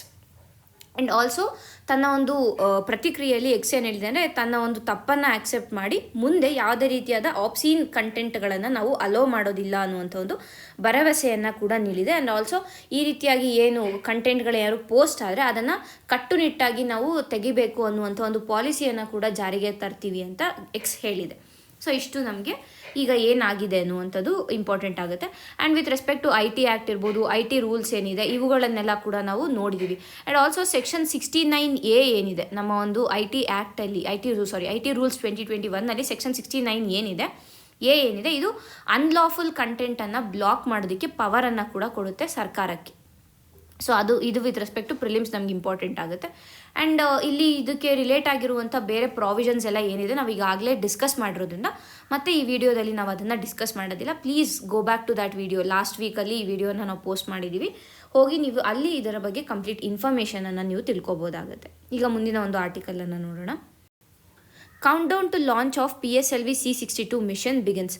ಸೊ ಇದು ಕೂಡ ಕಳೆದ ವಾರ ವಿಡಿಯೋದ ಒಂದು ಕಂಟಿನ್ಯೂಯೇಷನ್ ಪಾರ್ಟ್ ಆಗಿರುತ್ತೆ. ಕಳೆದ ವಾರ ನಾವು ಏನು ನೋಡಿದ್ವಿ ಅಂದರೆ ಇಸ್ರೋ EOS N1 ಅನ್ನುವಂಥ ಒಂದು ಸ್ಯಾಟಲೈಟನ್ನು ಲಾಂಚ್ ಮಾಡೋದಕ್ಕೆ ಹೊರಟಿದೆ ಅನ್ನೋದನ್ನು ನಾವು ಕಳೆದ ವಾರ ನೋಡಿದ್ವಿ. ಸೊ ಆ ಒಂದು ಸ್ಯಾಟಲೈಟ್ ಏನಿದೆ ಅದನ್ನು ಇವತ್ತು ಅಂದರೆ ಜಾನ್ವರಿ 12ನೇ ತಾರೀಕು ಸುಮಾರು 10:20 ಟೈಮ್ಗೆ 10:17ಗೆ ಇದನ್ನು ಲಾಂಚ್ ಮಾಡೋದಕ್ಕೆ ಇಸ್ರೋ ಡಿಸೈಡ್ ಮಾಡಿದೆ. ಸೊ ಅದರಿಂದ ನಾವು ಇದನ್ನ ಮತ್ತೆ ನೋಡ್ತಾ ಇದ್ದೀವಿ. ಆ್ಯಂಡ್ ಬೇಸಿಕ್ ಇನ್ಫಾರ್ಮೇಷನ್ ಸ್ವಲ್ಪ ನೋಡೋಣ. ಇಲ್ಲಿ ಏನು ಅಂತಂದರೆ ಈ ಒಂದು ಏನು ಲಾಂಚ್ ಇದೆ ಇದು ನಡೀತಾ ಇರೋದು ಸತೀಶ್ ಧವನ್ ಸ್ಪೇಸ್ ಸೆಂಟರ್ ಶ್ರೀಹರಿಕೋಟಾದಿಂದ ಲಾಂಚ್ ಆಗ್ತಾ ಇರೋದು. ಲಾಂಚ್ ಟೈಮ್ ನಾವು ನೋಡಿದ್ವಿ. ಮತ್ತು ಇದು PSLVಯ 64th ಫ್ಲೈಟ್ ಆಗಿರುತ್ತೆ. ಸೊ ಅದು ಕೂಡ ನಮಗೆ ಇಂಪಾರ್ಟೆಂಟ್ ಆಗುತ್ತೆ. ಆ್ಯಂಡ್ ನೀವು ಸ್ಟ್ಯಾಟಿಕ್ ಪಾರ್ಟನ್ನು ರಿವೈಸ್ ಮಾಡುವಾಗ PSLVಯ ಫೀಚರ್ಸ್ ಏನಿದೆ ಇವುಗಳ ಬಗ್ಗೆ ಕೂಡ ನೀವು ತಿಳ್ಕೊಬೇಕಾಗತ್ತೆ. ಅಂದರೆ ನೀವು ರಿವೈಸ್ ಮಾಡಿ. ಆ್ಯಂಡ್ PSLV ಮತ್ತು GSLV ಈಗ ಅದು GSLV ಏನಿದೆ GSLV Mark 3 ಏನಿದೆ ಅದನ್ನು ಈಗ LVM-3 ಅಂತ ಕನ್ವರ್ಟ್ ಮಾಡಿದ್ದಾರೆ, ನೇಮ್ ಚೇಂಜ್ ಮಾಡಿದ್ದಾರೆ. ಸೊ ಅದನ್ನು ಕೂಡ ನೀವು ತಿಳ್ಕೊಬೇಕು. So these are all static part ಆಗುತ್ತೆ. ನೀವು ಸ್ಟ್ಯಾಟಿಕಲ್ಲಿ ರಿವೈಸ್ ಮಾಡುವಾಗ ಪ್ಲೀಸ್ ಒಂದು ಸತಿ ಅದನ್ನ ರಿವೈಸ್ ಮಾಡ್ಕೊಳ್ಳಿ. ಮತ್ತು ಈಗ ನಾವು ಈ ಒಂದು ಮಿಷನ್ ಡೀಟೇಲ್ಸ್ ಏನು ಅಂದರೆ ಇದು ಯಾವ ಒಂದು ಸ್ಯಾಟಲೈಟನ್ನು ಕ್ಯಾರಿ ಮಾಡ್ತಾಯಿದೆ, ಯಾವ ಒಂದು ಆರ್ಬಿಟಲ್ಲಿ ಈ ಒಂದು ಸ್ಯಾಟಲೈಟನ್ನು ಬಿಡುತ್ತೆ, ಇದೆಲ್ಲ ನಮಗೆ ಬೇಕಾಗುತ್ತೆ. ಸೊ ಈ ಮಿಷನನ್ನು ಹೊತ್ತೊಯ್ತಿರೋ ಒಂದು ಪ್ರಮುಖ ಪೇಲೋಡ್ ಏನು ಅಂತಂದರೆ EOS N1 earth observation satellite ಆಗಿರುತ್ತೆ. ಇದು ಸ್ಟ್ರಾಟಜಿಕ್ ಯೂಸ್ ಮಾಡ್ಬೋದು ಮತ್ತು ಸಿವಿಲಿಯನ್ಸ್ ಕೂಡ ಇದನ್ನು ಬಳಸ್ಬೋದು. ಆ್ಯಂಡ್ ಇದರ ಜೊತೆಗೆ 15 ಪ್ಯಾಸೆಂಜರ್ ಸ್ಯಾಟಲೈಟ್ಸ್ಗಳನ್ನು ಕೂಡ ಈ ಒಂದು PSLV C62 ಮಿಷನ್ ಮುಖಾಂತರ ಕಳಿಸಲಾಗ್ತಾ ಇದೆ. ಆ್ಯಂಡ್ ಈ ಒಂದು ಮಿಷನನ್ನು NSIL ಏನಿದೆ ನ್ಯೂ ಸ್ಪೇಸ್ ಇಂಡಿಯಾ ಲಿಮಿಟೆಡ್ ಏನಿದೆ ಇದು ನಡೆಸ್ತಾ ಇರುವಂಥದ್ದು, ಅದು ಕೂಡ ನಮಗೆ ಇಂಪಾರ್ಟೆಂಟ್ ಆಗುತ್ತೆ. ಮತ್ತು ಈ EOS ಮತ್ತು ಏನು 15 ಬೇರೆ 15 ಪ್ಯಾಸೆಂಜರ್ಸ್ ಸ್ಯಾಟಲೈಟ್ ಬಗ್ಗೆ ನಾವು ಮಾತಾಡಿದ್ವಿ, ಇವುಗಳನ್ನೆಲ್ಲ ಅಲ್ಲಿ ಆ ಒಂದು ಕಕ್ಷೆಯಲ್ಲಿ ಇರಿಸಿದ ನಂತರ ಈ PS4 ಸ್ಟೇಜ್ ಏನಿದೆ ಇದನ್ನು ರೀಸ್ಟಾರ್ಟ್ ಮಾಡಿ ಇದನ್ನು ಮತ್ತೆ ಡಿ-ಆರ್ಬಿಟ್ ಮ್ಯಾನುವರ್ ನಡೆಸಲಾಗುತ್ತೆ. ಇದರಿಂದ ಏನಾಗುತ್ತೆ ಅಂತಂದರೆ 2 PS4 ಮತ್ತು ಕ್ಯಾಪ್ಸೂಲ್ ಏನಿರುತ್ತೆ ಅಂದರೆ ಸ್ಯಾಟಲೈಟ್ಸನ್ನು ಅಲ್ಲಿ ಇರಿಸಿದ ನಂತರ 2 ವಾಪಸ್ ಅರ್ತ್ ಅಟ್ಮಾಸ್ಫಿಯರ್ಗೆ ಎಂಟರ್ ಆಗಿ ಸದರನ್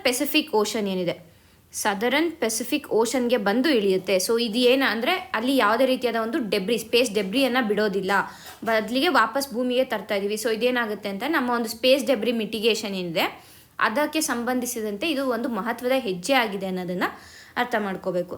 ಆ್ಯಂಡ್ ಈ ಒಂದು EOS N1 ಸ್ಯಾಟಲೈಟ್ ಏನಿದೆ ಇದನ್ನು ಡಿಸಾಸ್ಟರ್ ಮ್ಯಾನೇಜ್ಮೆಂಟ್ ಇರ್ಬೋದು, ಅಗ್ರಿಕಲ್ಚರ್ ಇರ್ಬೋದು, ಸೆಕ್ಯೂರಿಟಿ ಇರ್ಬೋದು, ಇವುಗಳೆಲ್ಲದಕ್ಕೂ ಕೂಡ ಬಳಸ್ಬೋದಾಗುತ್ತೆ ಅನ್ನೋದನ್ನು ಕೂಡ ನಾವು ಅರ್ಥ ಮಾಡ್ಕೋಬೇಕು. ಸೊ ಇಷ್ಟು ನಮಗೆ ಈ ಒಂದು ಆರ್ಟಿಕಲ್ನಲ್ಲಿ ಸಿಗ್ತಾ ಇರೋ ಇನ್ಫಾರ್ಮೇಷನ್ ಆಗಿದೆ.